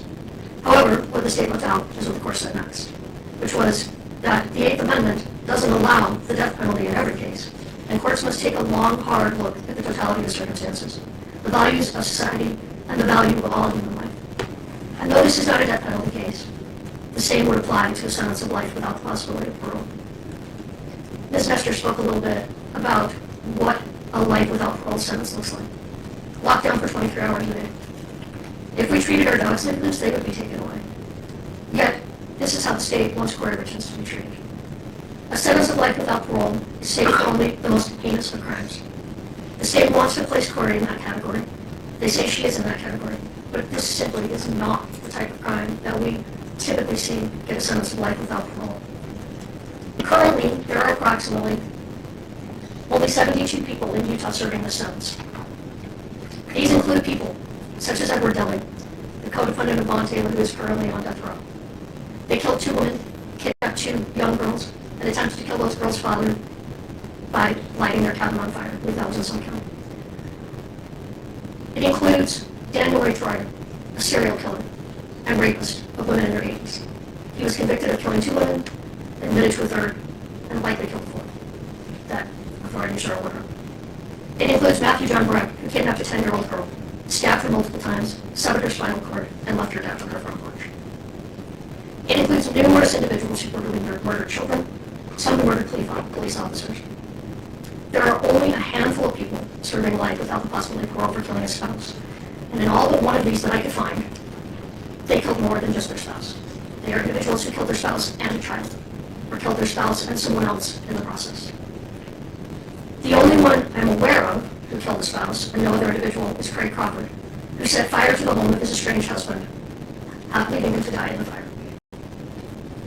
And then there are individuals serving sentences of 15 to life who committed arguably more heinous acts than what Kouri Richins has been convicted of. Eric Sampson abused his wife for 28 years, ultimately killing her in their St. George home, leaving her dead in her bed. He continues to maintain his innocence, and he's serving 15 to life. John Weston Erickson stabbed his wife to death in front of their 2 young children, also injured his 7-year-old daughter who attempted to wrestle with the knife out of his hand, serving 15 to life. Joseph Castillo, his wife, stabbed his wife to death in their garage while his teenage son tried to stop the attack. These men are all serving 15 to life sentences. There are many more examples. Murder is the worst of all crimes, but to say that this particular case is the worst of the worst is simply not true. The state chose the evidence they put forth to obtain their conviction, where they are not satisfied with what was presented in this court and to the jury, and instead they waited until 2 days before the sentencing hearing and publicly filed what can only be described as a character assassination, filled with unsubstantiated claims from unknown and unsworn sources who will never be cross-examined about these claims. The timing of this filing was no coincidence and left no time for our team to arrange rebuttal witnesses or evidence. Furthermore, it appears that the sentencing memo was not so subtle attempt to get into the public evidence they elected to hold back from their case in chief, and then were precluded from presenting when Ms. Richins exercised her Fifth Amendment right to remain silent and submitted the case to the jury without putting on any evidence. To allow the state to use the sentencing hearing as a public platform to make new unsworn allegations, untested by cross-examination or sufficient investigation, would violate Ms. Richins' right to due process and would be contrary to the the Utah Supreme Court's finding in State versus Wymosick. I don't know if I'm pronouncing that right, but I have the cite if you want. Which stated that stating that the Due Process Clause of Article 1, Section 7 of the Utah Constitution requires that a sentencing judge act on reasonably reliable and relevant information in exercising discretion in fixing a sentence. The state's memo should be stricken in its entirety and not considered by this court. Not only are the claims made by the state in their sentencing memo unreliable and irrelevant, much of what they argue is either misleading or outright false. I'm not going to go into everything, but we take issue. Yeah, so now she's like she's using her time to like shit on the state. Like, they're so petulant. They're such losers. But I do want to point out a couple of examples. They state that DCFS supported finding of emotional and physical abuse by Kouri against her oldest son. What actually happened is that DCFS made an initial finding based solely on reports. This is similar to a probable cause finding that was sent to the juvenile court. The court, however, did not find that Kouri abused or neglected her children. They found dependent but no fault. In other words, that the children needed intervention, but due to no fault of Kouri Richins, due only to the fact that she had been arrested. They did not even find that she had acted negligently towards her children. The state put forth at length what they believe Kouri's middle son, A.R., would have testified to had they been able to call in a rebuttal. Although it is true that Ashton said these things 3 years after the death of his father and after conversations with Eric's family members, this is very different than what he said to law enforcement immediately upon Kouri's arrest a year after Eric's death. At that time, his statements were completely consistent with Kouri's. Kouri, had gone to sleep in his room the night his father died. The state argues that Kouri's boys are afraid in part because she still maintains life insurance policies on them.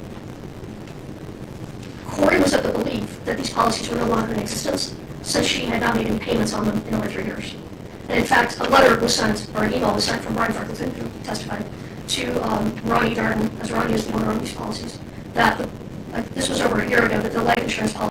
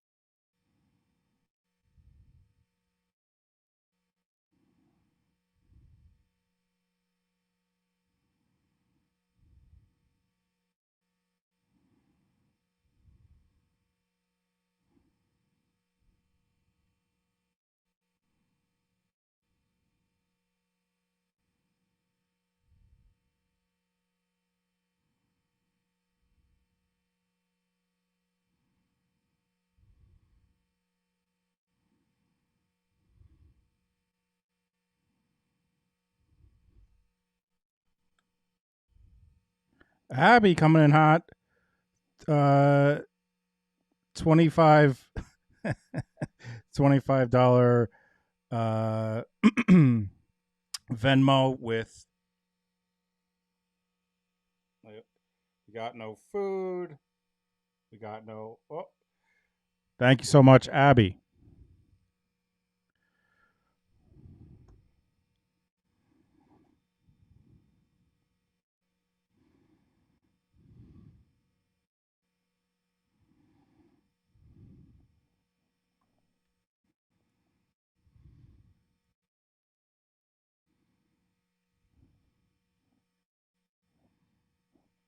Did the sound stop working on the thing? Shit. Hold on. Why is this happening with the sound? Hold on.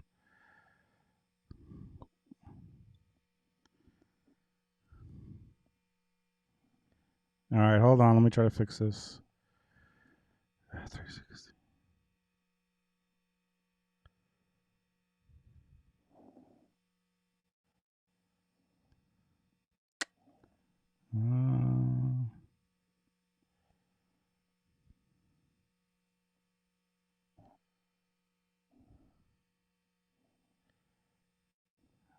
What the fuck?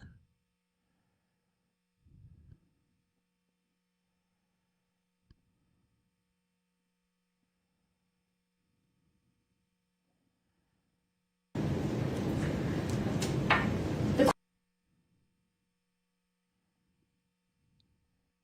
court does have before it reasonable and reliable testimony from individuals who know Kouri or who have unique perspectives on the sentence of life without parole that may assist this court in discerning the appropriate and proportionate punishment in this case. The testimony of these individuals revealed that Kouri is so much more than what she has been portrayed as in this case. Everyone who was around her says she was a wonderful mother, just like Eric was a wonderful father. The state argues that she shows no remorse. Kouri has remorse and she has regrets about many things, and you're going to hear some of those when she speaks. However, she cannot show remorse over something she did not do. She maintains her innocence and has every right to do so. Having said that, however, she stands before this court today convicted of the crimes charged, and she fully understands that. So sentence her on what she was convicted of, not what the prosecution says about her character. I mean, she was convicted on murder, so... As much as they think they know her, they do not. They do not know Kouri Richins. Like Alex said, we're saddened by this case. We are saddened by the verdict. I respect the court system so much. I come from a family of judges and attorneys. And I respect the court system so much so that when my dumb client made faces the entire trial, I didn't say dick to her. And when my dumb client was mouthing shit to me today during the victim's statements, I didn't say dick because I respect the court system so much. But I let my client do whatever the fuck she want. And then we victim shamed because I respect the court system. Was raised with the utmost respect for our justice system. I disagree with the verdict, but I respect it. I have to say, though, in all the years of practicing, which are now quite a few, this is the first time I've had a client convicted that I believe to be innocent. I mean, laughable. This is the first time in your career of thousands of victims that you thought your client was innocent? Are you kidding me? More painful than I would have anticipated. Over the last 2 years, our team has got to know Kouri. Kouri is one of those clients, very few clients, and I've represented thousands of people. Most of them you don't remember. Many of them you don't like. Many of them. Many of them you don't like, but you like Kouri Richins. She bamboozled you. She's a narcissist, and she tricked you, and you're still falling for it. She has you under her spell, and you can't see it. Some of them you feel are dangerous. But Kouri is different. Kouri, every time she calls, asks how we are. Oh, well, she asked how you're doing? Holy shit. This can't be serious. There have been times when I've shared bits of my life with Kouri, particularly having children that lost their father before age 10. We've talked a lot about that. Oh, wow. And what that does to children in the best of circumstances. I can't imagine had my boys not had me. Because the pain and suffering and the Yes, but you didn't kill their dad. long-term effect that it's had on them will never, ever end. But when I share something with Kouri, when I share that someone is ill or that someone is having a problem, sometimes I don't even remember I've said it, and when she calls me, she always asks, how did that turn out? You know, is your family member okay? Oh, well, I'm sure when Judge Mrazek heard this, he was like, holy shit, I don't know if I could. I mean, she asked follow-up questions. I don't know if I could do it. Before we talk about her. This is insane. This is insane behavior. I'm sorry. I've watched enough trials with enough attorneys that this is insane behavior. The law firm in Dumb and Dumber strikes again. The state is not only asking for life without the possibility of parole, they're asking for consecutive sentences. The sentences in this matter should run concurrent to one another. Pursuant to the line of cases, Strunk, Golly, and Smith, the sentencing statute favors concurrent sentences. And looking at the totality of the circumstances, imposing consecutive sentence would constitute an abuse of discretion. In State v. Gray, the Utah Court of Appeals cited Golly and Strunk, holding that the Board of Prisons' ability to grant parole is an integrated component of the rehabilitative needs factor that must be balanced with other required factors. Even though the statutory language has been modified since Strunk, Golly, and Smith, the language still applies. And the Supreme Court and the Court of Appeals still looks to that language. The board should still be allowed to function and make the decision regarding the rehabilitative needs of Ms. Richins.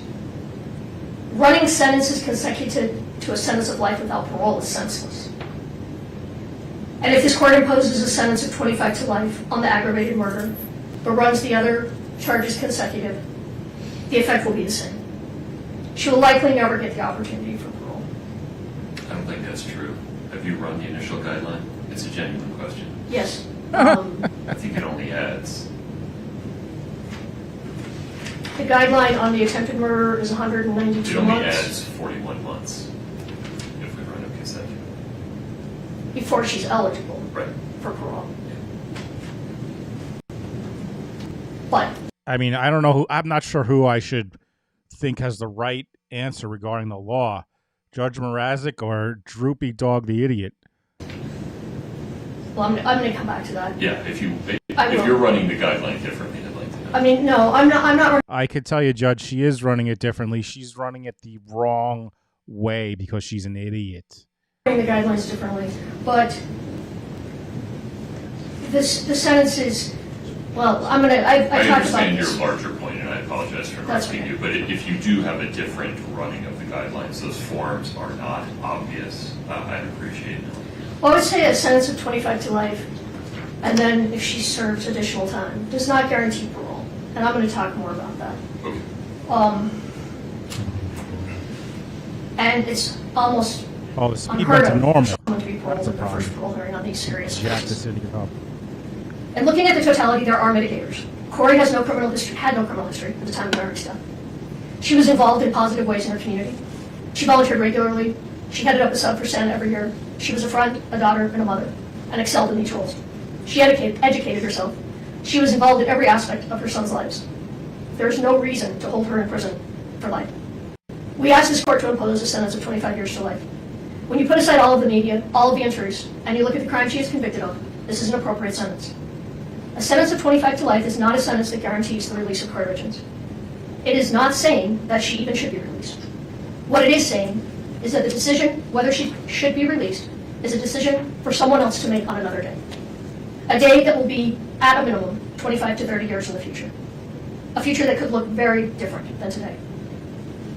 Although today is not a day for forgiveness, that day may come. A sentence that allows for parole is a sentence that gives a pathway to forgiveness. You heard from Emery Blanchard, the only person in this room that understands what the Richins boys have been through. You heard how the day came when she missed her father. She wanted her father in her life. I know that she came to a place that she hoped to spend one more day outside of the prison walls with her father. And that day didn't come. He was not paroled, and he died in prison. I don't minimize what Kouri's boys are saying today. I understand it's contradictory to what other people are saying. What are you talking about? You've done nothing but minimize what they said. You're saying it's bullshit. Regarding Kouri as a mother. I don't know why they're saying these things, but what they think and feel today. Perhaps it's because it's the truth? I mean, Jesus. They are allowed to think and feel those things. They should be. Their feelings are valid, and it's okay. But they're wrong and they're dumb because I know better. Her attorney. And I think Kouri will say this too, but she wants her boys to know it's okay. People change. All of this change. She wants them to know it's okay that they're wrong and that she's right and that I'm right. Kouri will change. Those little boys will change. A sentence of 25 to life will not be easy time. It will be hard time. For the first part of that sentence is generally served in maximum security for the first 3 to 4 years. But if the day comes when her children want to see her face to face, a 25 to life sentence will make that easier for them. If they, like Emery, decide someday they want a relationship with her, even one behind the walls of the prison, a 25 to life will make that possible. And a sentence with the possibility of parole, like I said, does not mean she will be paroled. It's very possible she will spend her life in prison. And quite frankly, if her case does not come back on appeal, and she is in prison and she maintains her innocence, parole is highly unlikely.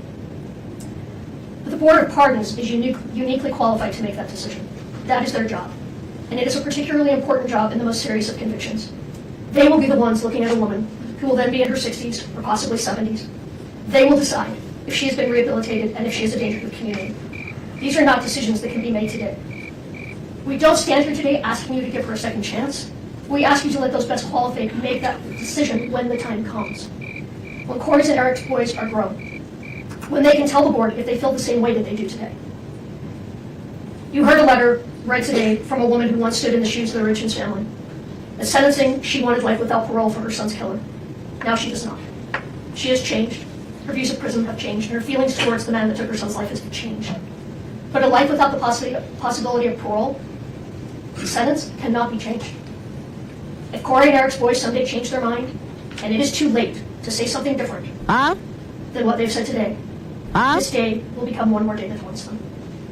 If in 30 years they still do feel as they do today, they will have the opportunity to express those feelings. But don't allow their statements at age 9, 12, and 13 become another tragedy, another trauma that they may end up suffering as adults. A sentence that doesn't allow even the possibility of parole is a sentence that tells the world there is no hope. There is no growth. There is no change. There is no room for forgiveness. There is no room for love. That we are all our worst act and will never be anything more.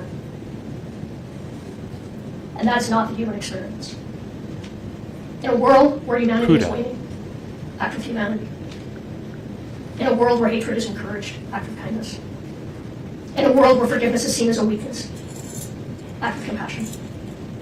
A sentence of 25 to life with the other charges turned concurrent reflects the seriousness of this offense. Maybe Kouri should have done all that stuff before she murdered Eric. Takes into consideration the totality of the circumstances. Further, it follows the recommendation of the pre-sentence report, and it is the appropriate sentence in this matter. Sit down. Shut up. It is 12:55. All right, now we're going to stupid idiots. Stupid statement. Ugh, this is so disgusting. If you've ever really dealt with a narcissist before, you're probably gonna have a little trauma from listening to this narc. Just wait to hear this shit. Just wait. And she had to have them up there with her. Ugh, like they really fell for her shit. Hook, line, and sinker, these attorneys. It's crazy. It's crazy. There should be.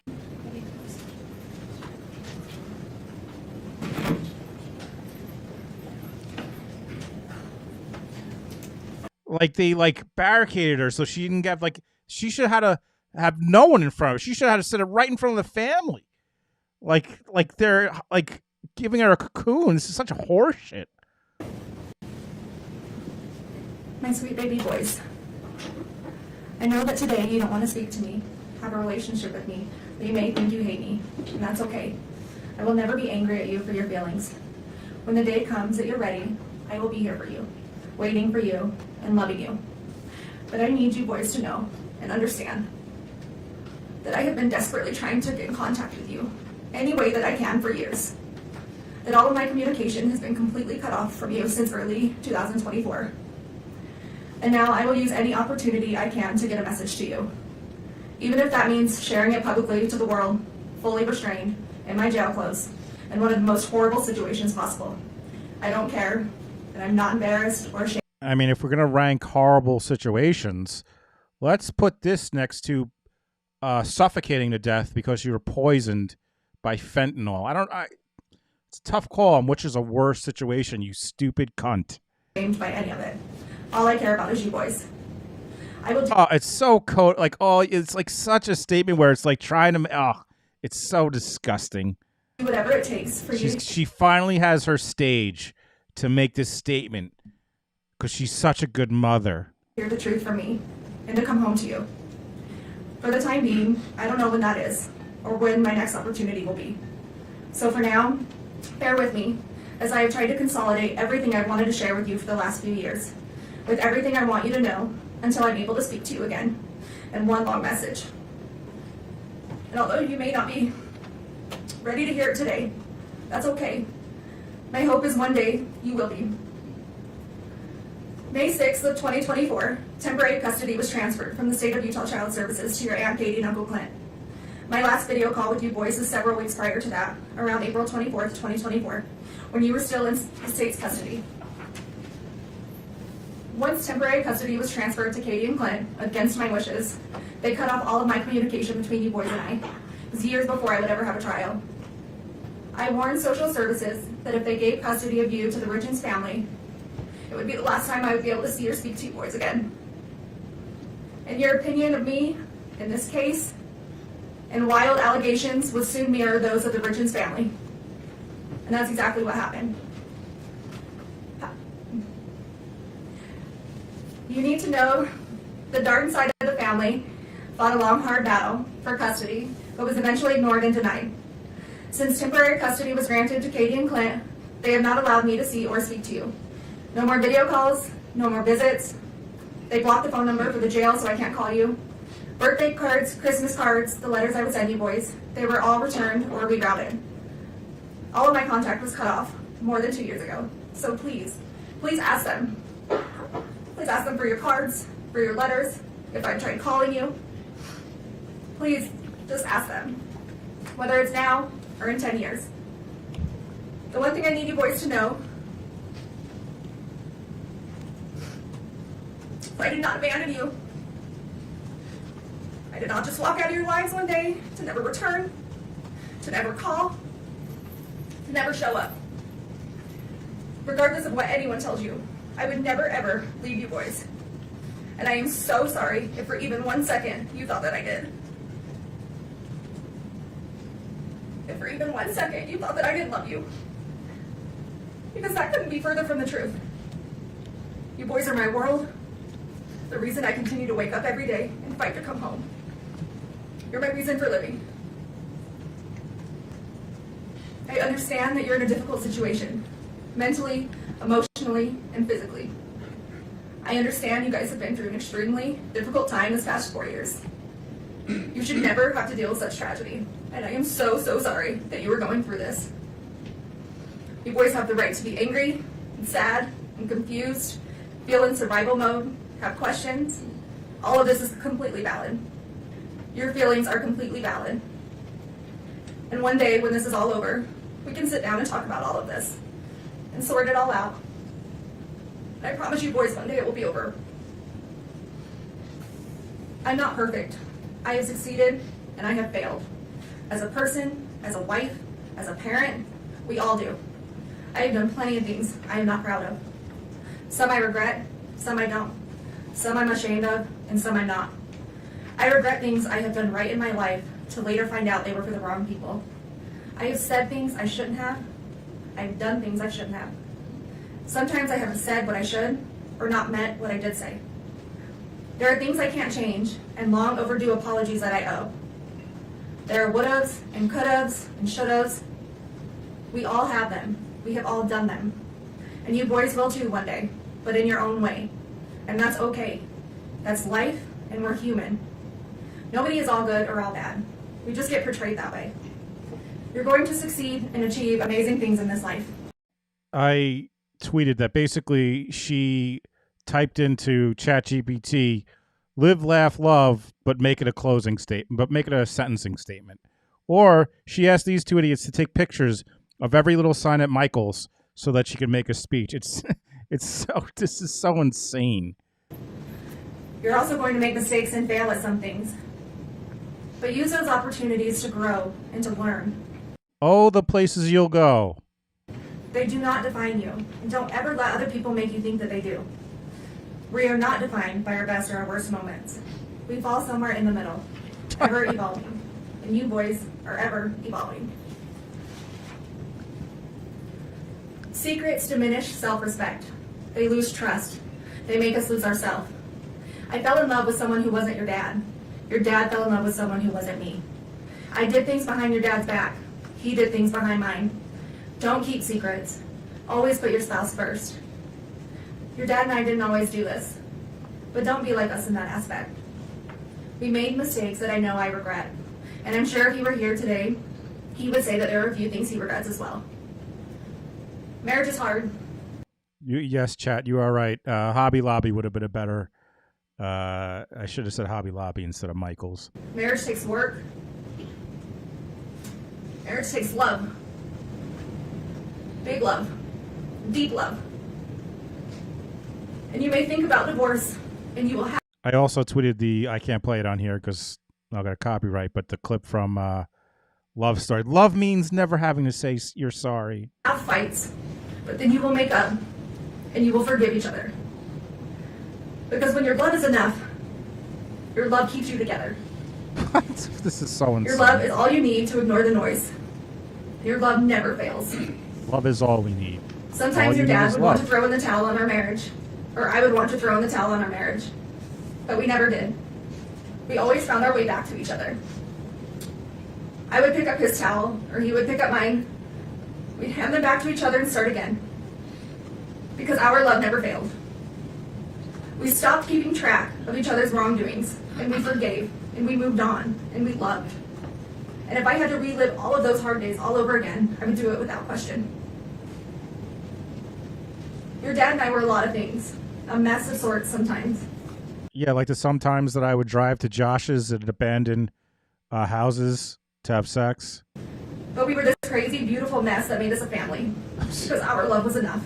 I mean, we literally saw a whole ass trial where her lover was there who was crushed because she was leading him on and having sex with him the entire time that she was with Eric. But tell us what a great relationship you guys had and how great of how strong your love was for him, you stupid idiot. Our hard days never outweighed our good days. Our weak moments never outweighed our most memorable happy days. We always laughed more than we cried. We failed at some things, but we never failed at loving you boys. Oh my God. Oh, we were good. We never failed at loving you guys. We are good parents. Everyone listen to me. We never failed.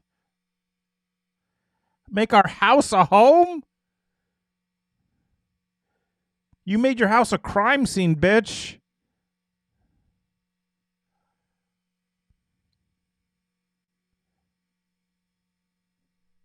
Puda. Puda.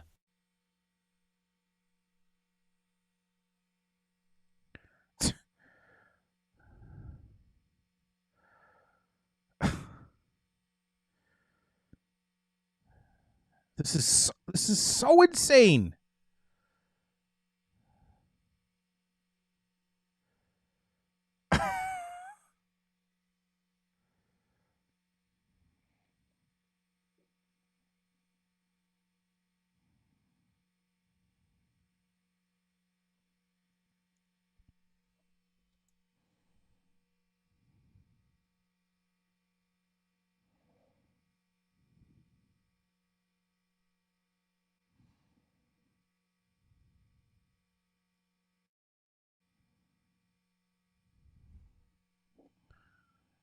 Your Honor, I would like to, at this point, I'm going to play Ed Sheeran's Thinking Out Loud for the rest of my statement.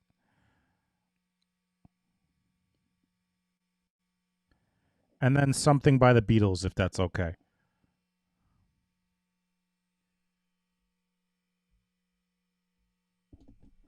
The sound's off again? Jesus Christ, what the fuck? When did it stop?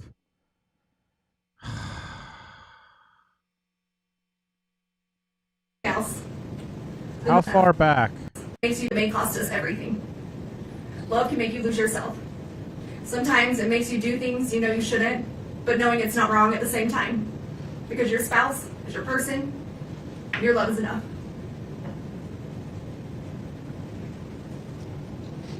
One day, you will meet someone and fall in love and understand that just your love is enough.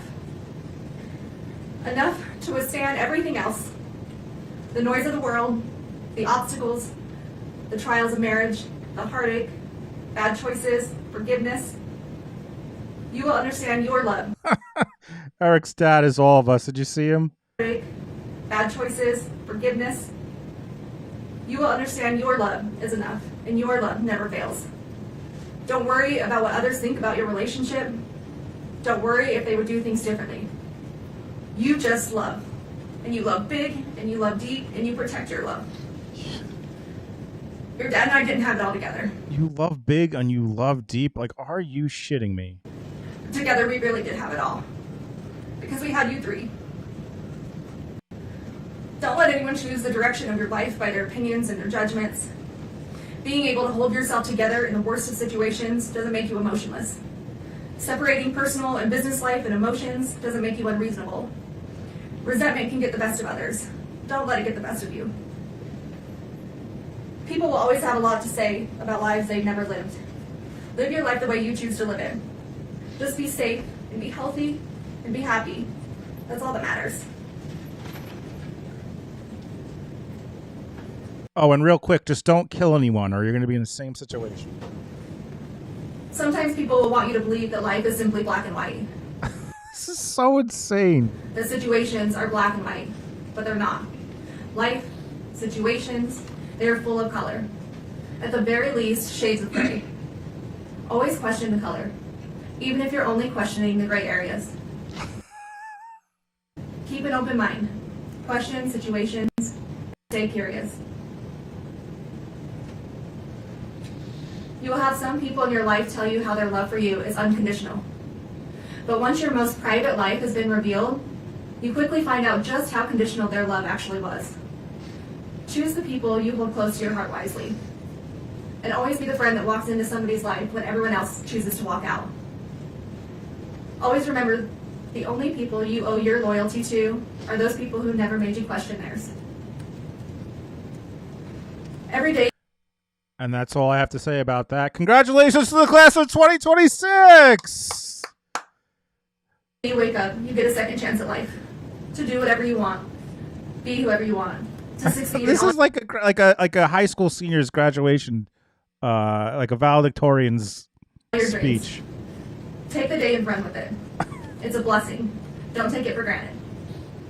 Sometimes you'll have hard days when all you want to do is count all the ways things are going wrong or have gone wrong in your life.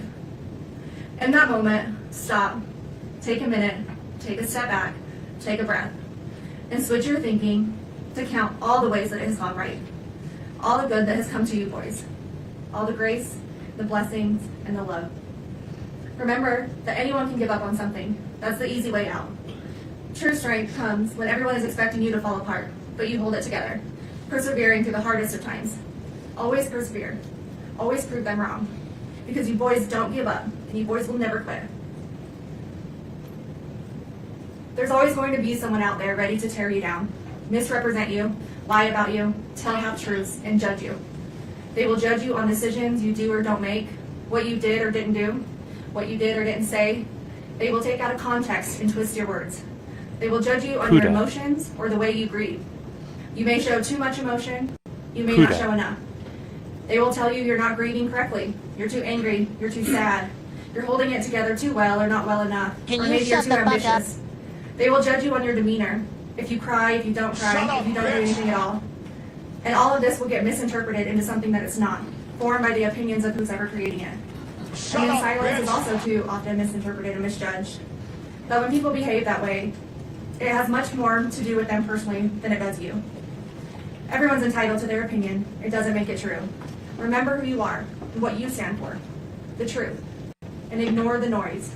Ignore their noise. Ignore their egos, their entitlement, and their biased judgment. Those who abuse the power in the positions they hold will have a higher power to report to one day, and that higher power holds the final truth, their final truth. Don't ever let someone tell you how to show emotion, how you're supposed to react to any given situation. Don't care what others think about you, what others say about you. Just let them talk. Just be you. Be yourself. Go forth knowing the world doesn't define you. You define the world. Don't let your fears overwhelm your desire. You will never know what you're capable of unless you try. By the way, this is me Googling commencement speech endings, and tell me all of these don't sound like what the shit she's saying. So to my fellow graduates and everyone who came here to support us, let's celebrate our accomplishments and look forward to a big, bright future. I mean, this is what's this. Oh, my God. DJ Miller, thank you so much. Be authentic, be genuine. Because those who truly know you, who truly love you, is all you need. Have the wisdom to recognize the best in others while always demanding the best from yourself. Don't rest on that success. Use it as a stepping stone to your next success. I mean... Forgive those who turn their back on you, but never forget. Don't hold hate in your heart toward others. It only brings you down more than it does them. Apologize when you're wrong, even if that apology is long overdue. You can't change what you can't change, and you can't change the past. But you can take accountability when you mess up. Admit when you make a mistake, even when it's embarrassing or humiliating, even when it can ruin relationships, careers, or your integrity. Be honest with yourself and those you need to. But never apologize for something you didn't do. Never admit to something you didn't do. And never beg for mercy for something you didn't do. Don't take the easy way out. Always stand up for what's right, even if you find yourself standing alone or with a small group of people that love you. Believe in yourself and be brave. Never give up on your fight, no matter how long it takes. Your time is limited, so don't waste it living someone else's life. Steve Jobs. The future belongs to those who believe in the beauty of their dreams. Eleanor Roosevelt. Turn your wounds into wisdom. Oprah. I mean, that's what this is.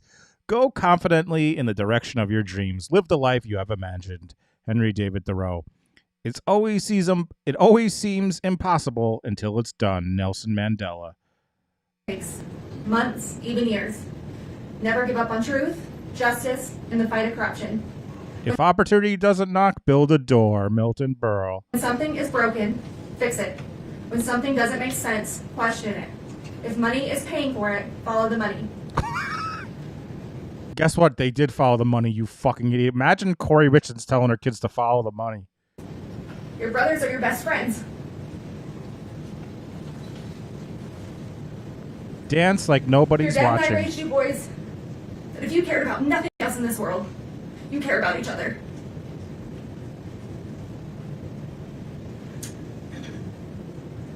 Your brothers will always be there for you. They will always be your brothers. You love them. You protect them. You take care of each other. You support each other. You help each other. And you trust one another. You be loyal to one another. And you keep each other safe and healthy and happy. And you stay together no matter what.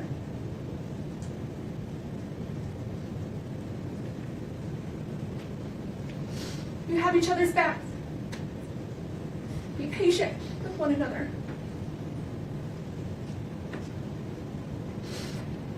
Don't keep track of wrongdoings. Let them go. Forgive. Move on. Show compassion, empathy toward each other. And never go a day without telling one another you love each other. Because you are never too old or too cool or too busy to love each other. Don't ever settle for just good. Go for great. In school, in your career. And just remember, every new beginning comes from some other beginning's end. In hunting. I know who I want to take me In your home. relationships, in your goals. Exceed expectations. Be like your dad. Be generous. Be charitable. Stay humble. Give when you have too much. Give more than you take. Help when others are in need. Serve your community. Be like your dad. Never stop learning. Through education, through people, through travel, culture, through business and friends. From your success and achievements. From your mistakes and failures.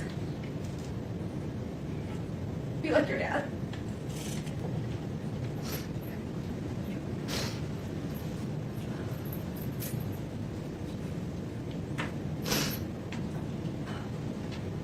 Love the outdoors. Find your peace. Love the outdoors. Your therapy. Your heart and soul. On the top of a mountain somewhere. Where it's quiet. Where it's calm. Where you will be able to feel the spirits of those that you love and miss the most. Be like your dad.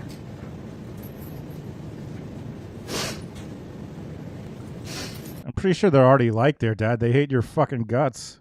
Laugh. Laugh often. Laugh loud. Here we go. Here's the live, laugh, love. Laugh when you want to cry. Laugh when you're mad. Have that laugh that everyone recognizes and no one will ever forget. Even when you're gone. Not your edits. Remember, for 25 months. Thanks for covering Jay. Thank you. Be like your dad.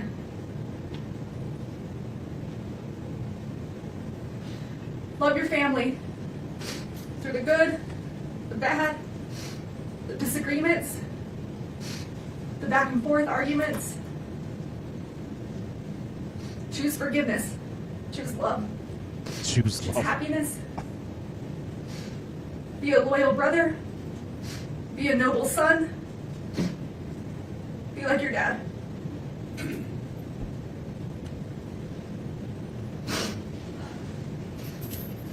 Oh my god, how much longer this shit? Have the This hobbies goes that bring you forever. excitement. Enjoy. Jesus. That give you a break from life. Holy That shit. build your life full of people and family who you I'm jacking up the speed because I can't take this bitch anymore. And plus, I've been live for over 3 hours, but I can't. love and that love you. Build a family that makes you happy to come home to every day. With a career that makes you hold your head high.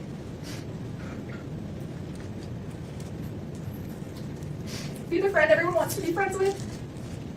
The dad that everyone wishes they had. Be like your dad.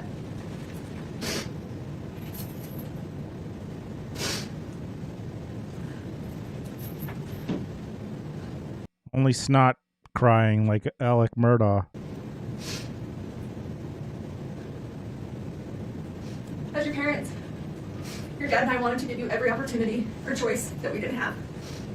We would do anything for you boys, or break our backs falling over obstacles and finding our way to be sure you had the best of the best. Even if we didn't always do it well, or have the right answers, or the words, we would give you everything that we had. But the one thing I can't give you boys are the answers that you want the most. Because I can't give you something that I don't have. An explanation that I just don't know.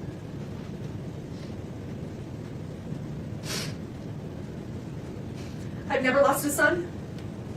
I've never lost one of my brothers, a nephew, or a best friend. But I did grow up with a single mother, and I have lost my father. I do know what it's like to wonder, what if Dad could have watched me graduate college, walk me down the aisle, be there for the birth of one of you boys? If only Dad were here. I do know what that's like. The lifetime of pain that brings, the sadness and the anger. I would never wish that upon anyone, especially you boys. You brought it upon them, you fucking moron. Sweet babies. Oh my god, I can't. It's a lifetime of what ifs and if onlys. An empty hole in your heart where your dad's supposed to be. He's supposed to fill. He's supposed to walk through life with you, with us, with our family. I do know what that's like. So murder, an attempted murder. Diblet asks, could her lawyers possibly have secondhand embarrassment? And the answer is no. Did you see their statements? They have no embarrassment. They are not embarrassed of anything. They're like a human shield for this idiot. They're fully in her narcissistic web. 4 years later, and it's still hard for me to say those words out loud. I mean, she literally tried to kill the man twice. They have evidence of her getting the pills twice. She's a murderer. Get caught in my throat. And these two idiots can't even see it. I turn my stomach, and I try to avoid them as much as possible. I mean, who do they really think did it? How do they think if these idiots don't think that she did it, who do they think did it? They obviously didn't have any theory, right? I mean, what do they think happened? Because it makes me physically Their argument was reasonable doubt, but like, if she didn't do it, how the fuck did he die? sick to think about. From weed? Come on. But still to this day, I can't believe this is real sometimes. That this is our life. That this is my life. Convicted of taking one of the people out of my life that filled it the most. My husband.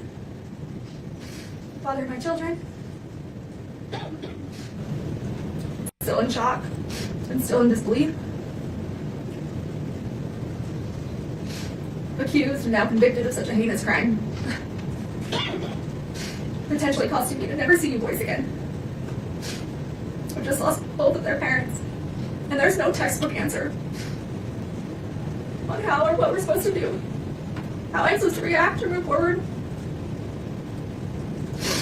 And I'm so sorry you boys are being pulled through the middle of this absolute chaos between two families fighting that both love you so very much.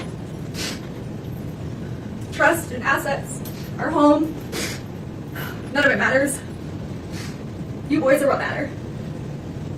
Your safety, your health, mentally, emotionally, all of that should be being prioritized. I will and have always prioritized your safety. I am your mother, and that is my job. And for anyone to scare you otherwise is just cruel and heartless. I'm sorry that 8 people from a jury who have never met you or me or our family have the right to determine our future. And they Hey, stupid. That's how the system works, you fucking idiot. You dumb dummy. Oh, spill the crime. $20 super chat. Hi, Jay. I'm behind in the stream, but comparing KR's mom looking like the JZ meme rocking side to side has me obnoxiously laughing face with tears of joy. Love your channel so much. Thank you so much. Spill the crime tea. Appreciate it. Thank you, thank you, thank you. did that in less than 3 hours. In a perfect world, there might be justice. But in a perfect world, nothing ever goes wrong. Tragedies don't happen.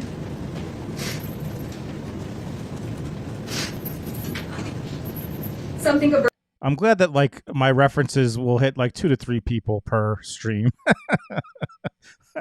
verdict or the sentencing will be the answer that they seek or that they need, but it won't. It will only give them something else to think about for a while. It may help to disperse some of their hurt or their resentment, but it won't relieve it. This grief will outlive us all. The hundreds of lives that this has affected. The lifelong trauma you boys have suffered this last 4 years will outlive us all. You haven't had to just endure losing one parent, but losing two. And no child should ever have to go through that.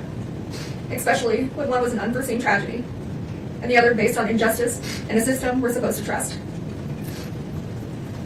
Shut up, bitch!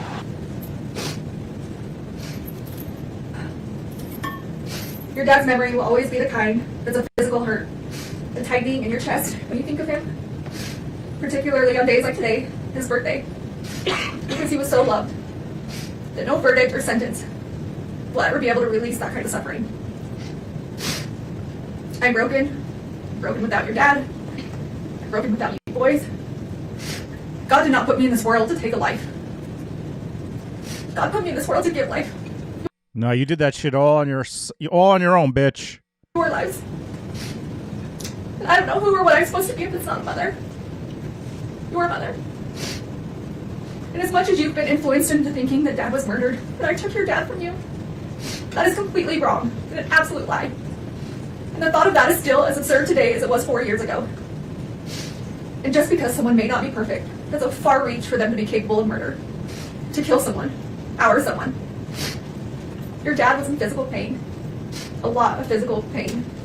And just because some people didn't know or didn't want to see certain things doesn't mean they weren't happening or they weren't true.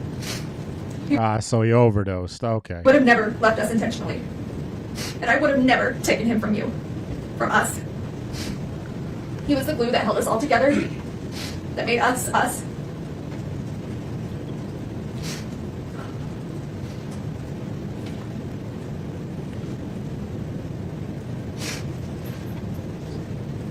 Every little boy needs their father. Is he supposed to teach you the things that I could never explain? He's supposed to teach you and do things with you that only a dad can do. And only he could give you those life lessons between a father and a son. I would have never taken that from you boys. I know how much you need him, how much you love him, how much you aspire to be just like him.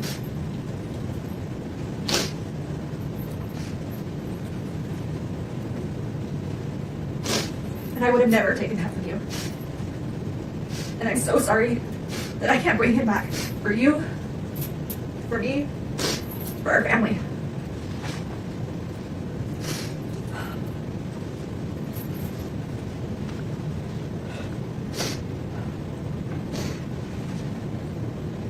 All right, Snot Bubbles, finish it off. Snotty McGee. About how I can beat myself up all day about how I could have been a better person or made better personal choices. And I can Oh, yeah, I'm sure she really beats herself up. understand and accept you boys being upset about those things. But murder? No, absolutely not. I will not accept that. And I will not be blamed for something I did not do. Oh, sorry, babe, but that's what's happening here. I will appeal and fight these charges, no matter how long it takes. Not because I have anything to prove to this court, to the state, to the Richins family, or to the world, but I do have something to prove to you three. I do care what you boys think, and I need you boys to know the truth. And because of that, I will never quit or give up on this fight for justice, the truth, and coming home to you. So please, I know that right now you may not believe me, that you believe I took Dad from you, and that's okay. I still and will always love you, and I'm asking that you please just don't give up on me. I'm coming home. Not today, not this year, but we're going to make this right. Our justice system will get this right, although this courtroom can't seem to. We have a long road ahead, but I will never quit fighting my way home to you boys. I love you more than these words could ever express. I loved you before I ever met you. And I will love you long after I'm not here to say it. And every minute of every day, I miss you boys more and more. And I think about how much I wish I could be with you. Shut up, bitch! But this nightmare would go away. Can you shut the fuck up? We can have our family back. This entire situation isn't fair to anyone, but it's especially not fair to you three. And you boys are all that matters. I want to remind you just how strong you are. That you are loved by so many. And I am beyond proud of you. Of everything you have overcome, everything you have achieved, and how much you bring into this world.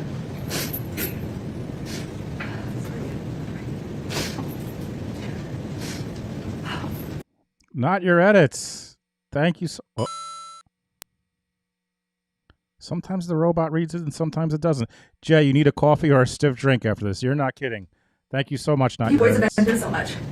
And I wish I could take away all your sadness and all your pain. Tell you how much Dad and I love you, and that everything's going to be okay. I wish I could count the freckles in their little cheeks.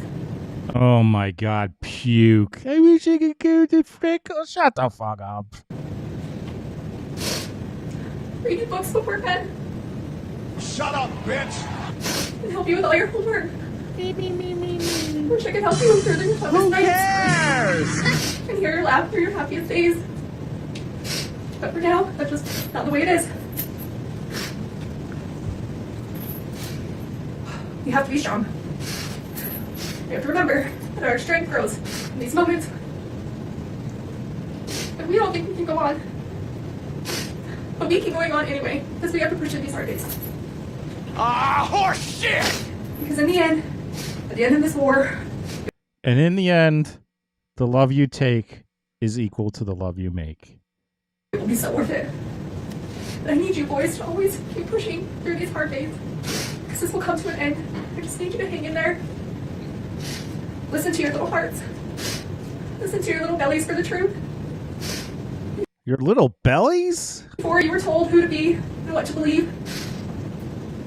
Remember who you are. Remember who we are. Remember our family. I will continue to call you every day, even if my calls are blocked. Just so you know that I'm here. I've always been here. And I will always be here. My cards, my letters, they will never stop. I will never stop. I love you forever, Mom. All right, well, I already played the one sound effect, that dumbest thing that we've ever heard. We were all dumber. And this is another one that would describe this statement. That was wonderful. Bravo! I loved that. Oh, it was great! Well, it was pretty good. Well, it wasn't bad. Well, there were parts of it that weren't very good, It though. could have been a lot better. I didn't really like it. It was pretty terrible. It was bad. It was awful. It was terrible. Get him away! Hey, boo! Boo! All right, on to the sentencing from our man in Amsterdam, the best judge ever, Judge Mrazek. Related to any sentence in this case. According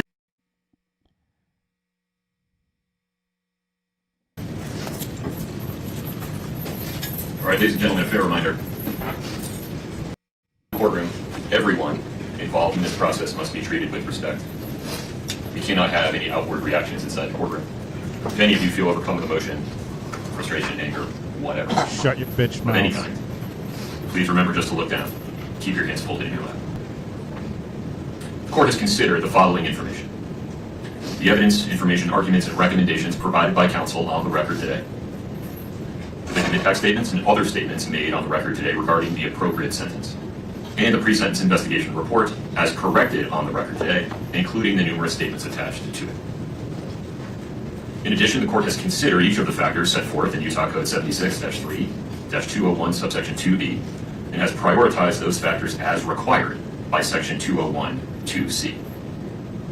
Having considered the gravity and circumstances of the offenses for which Ms. Richins has been convicted, the number of victims, and available information regarding the history, character, and rehabilitative needs of the defendant, the court hereby orders that the sentences on counts 2 through 5 shall run consecutively to each other and to the sentence imposed on count 1. Moreover, the court exercises its discretion and chooses to impose no fines related to any sentence in this case. The court addresses the 5 counts on which Ms. Richins was convicted in reverse order. Ms. Richins, based on your conviction on count 5, third-degree felony forgery, the court hereby sentences you to an indeterminate prison term not to exceed 5 years. Based on your conviction on count 4, second-degree felony insurance fraud, the court hereby sentences you to an indeterminate prison term of not less than 1 and not more than 15 years. Based on your conviction on count 3, second-degree felony insurance fraud, the court hereby sentences you to an indeterminate prison term of not less than 1 and not more than 15 years. Based on your conviction on count 2, first-degree felony attempted aggravated murder, the court hereby sentences you to an indeterminate prison term of not less than 5 years, and that may be for life. Which brings us to the final issue, the appropriate sentence for count 1. Under Utah Code 76-3-207.7, there are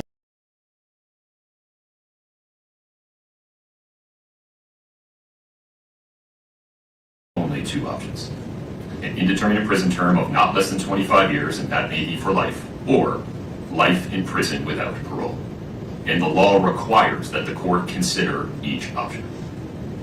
Under a sentence of 25 to life, and considering the effect of the 4 consecutive sentences, the time that Ms. Richins has spent in custody, and the current practices of the Board of Pardons and Parole, Ms. Richins would likely serve approximately 30 years in the Utah State Prison before receiving her first parole hearing. By that time, she would be 66 years old. Under a sentence of life in prison without parole, Ms. Richins would be in prison. They should have asked Kouri to do one of the age progression photos with AI to see what she would look like at 66, so we could see For the rest of her natural life, unless the Board of Pardons and Parole determines by clear and convincing evidence at some future point that she is permanently incapable of being a threat to the safety of society, at which time the Board would have the authority to release her. Under either scenario, Ms. Richins will be incapacitated, meaning structurally prevented from harming anyone outside the Utah State prison system for at least the next 3 decades, and perhaps much longer. But the potential impact on the survivors of the tragedy created by Kouri Richins, most importantly, Eric Richins' 3 sons, is more difficult to predict. On one hand, if the court sentences Ms. Richins to life without parole, one or more of those young men may come to resent that the court eliminated any opportunity they might have in the future, decades into the future, to express an opinion as adults with substantial life experience about whether their mother should, for example, be allowed to die with dignity. On the other hand, if the court sentences Ms. Richins to 25 to life, one or more of those young men may spend the next 30 years questioning why the court failed to protect them from the prospect of the person who murdered their father being released from prison at some time. I mean, he's just so good. He's so eloquent. He just is just the best. In the distant future, perhaps when they have families and children of their own. The court's contemplation of how those young men may come to feel about today's decision some 30 years from now comes from a place of genuine concern for them and humility regarding the court's inability to predict the future. Sitting here today, it is simply not possible for anyone, not even those young men, to know how their view of this case may evolve over the next several decades. My hope is that every person affected by Eric Richins' death will, over time, find their way to a state of peace. As for today, the court's duty is to make a decision, a weighty, long-lasting decision based on the best information available today. And the bottom line is this. Kouri Richins was convicted unanimously and beyond a reasonable doubt of attempting to murder Eric Richins, her husband, and the father of their 3 children. And then, having failed in her first effort, of spending the next 17 days, not changing course, but doubling down, preparing to try again, and ultimately completing the act through the administration of poison. And for what? Money. All for pecuniary gain. A person convicted of committing that sequence of acts in that way and for that reason, and who causes the absolute tragedy that has befallen Eric Richins' sons and family. A person convicted of those things is simply too dangerous to ever be free. Boom. Accordingly, Ms. Richins, based on... And as Judge said, that's the bottom line. That's the bottom line, because Stone Cold said so. Your conviction on count 1, first-degree felony aggravated murder. The court hereby sentences you to life without parole. You have the right to an appeal. You must file a notice of appeal within 30 days. You have the right to be represented by counsel on appeal. Mr. Bloodworth, anything further? Sorry, wrong sound effect real quick there. But look at her smug little fucking face and nodding. She's like, that's fine. I'm going to appeal. Watch her. This is her saying, that's fine, Judge Mraz. Like, I'm going to appeal and it's going to go away. Watch her. First-degree felony aggravated murder. The court hereby sentences you to life without parole. Watch her stupid face. You have the right to an appeal. Yeah, whatever, Judge. You must file a notice of appeal within 30 days. You have the right to be represented by counsel on appeal. Mr. Bloodworth, anything further? Ms. Lewis, Ms. Nestor. Your Honor, we anticipate filing a Shut the fuck up. I never have to hear you again. Well, maybe not never again. But, guys, great crowd tonight. Appreciate you very much. Thanks so much for everyone who donated to the Shannon Shaming Emergency Room Fund. And I was actually going to go live tonight to do the Courtney Clenny disciplinary report here live. But I started sorting everything, but I'm like, I got to do this. I can't put this off. So look out for that shortly. I don't know if it'll be this week. It might be next week, but look out for I'm going to do a live where we go over the Courtney Clenny disciplinary reports. And let me tell you, there's some doozies. You guys are going to like that. So thank you guys so much. Appreciate you. Thank you, mods. I'm going to send you over to Josh Ritter. Courtroom Confidential is live right now talking about the Murdaugh case. Maybe I should do a live on that too.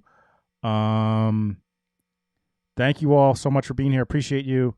Have a good night, and I'll catch you on the next one. Deuces, yo. Thanks so much, everybody. Appreciate you guys. And if you're on the replay crew, give me a comment, like, share, follow me on all the things, Jay Bronius. Appreciate you guys. Deuces.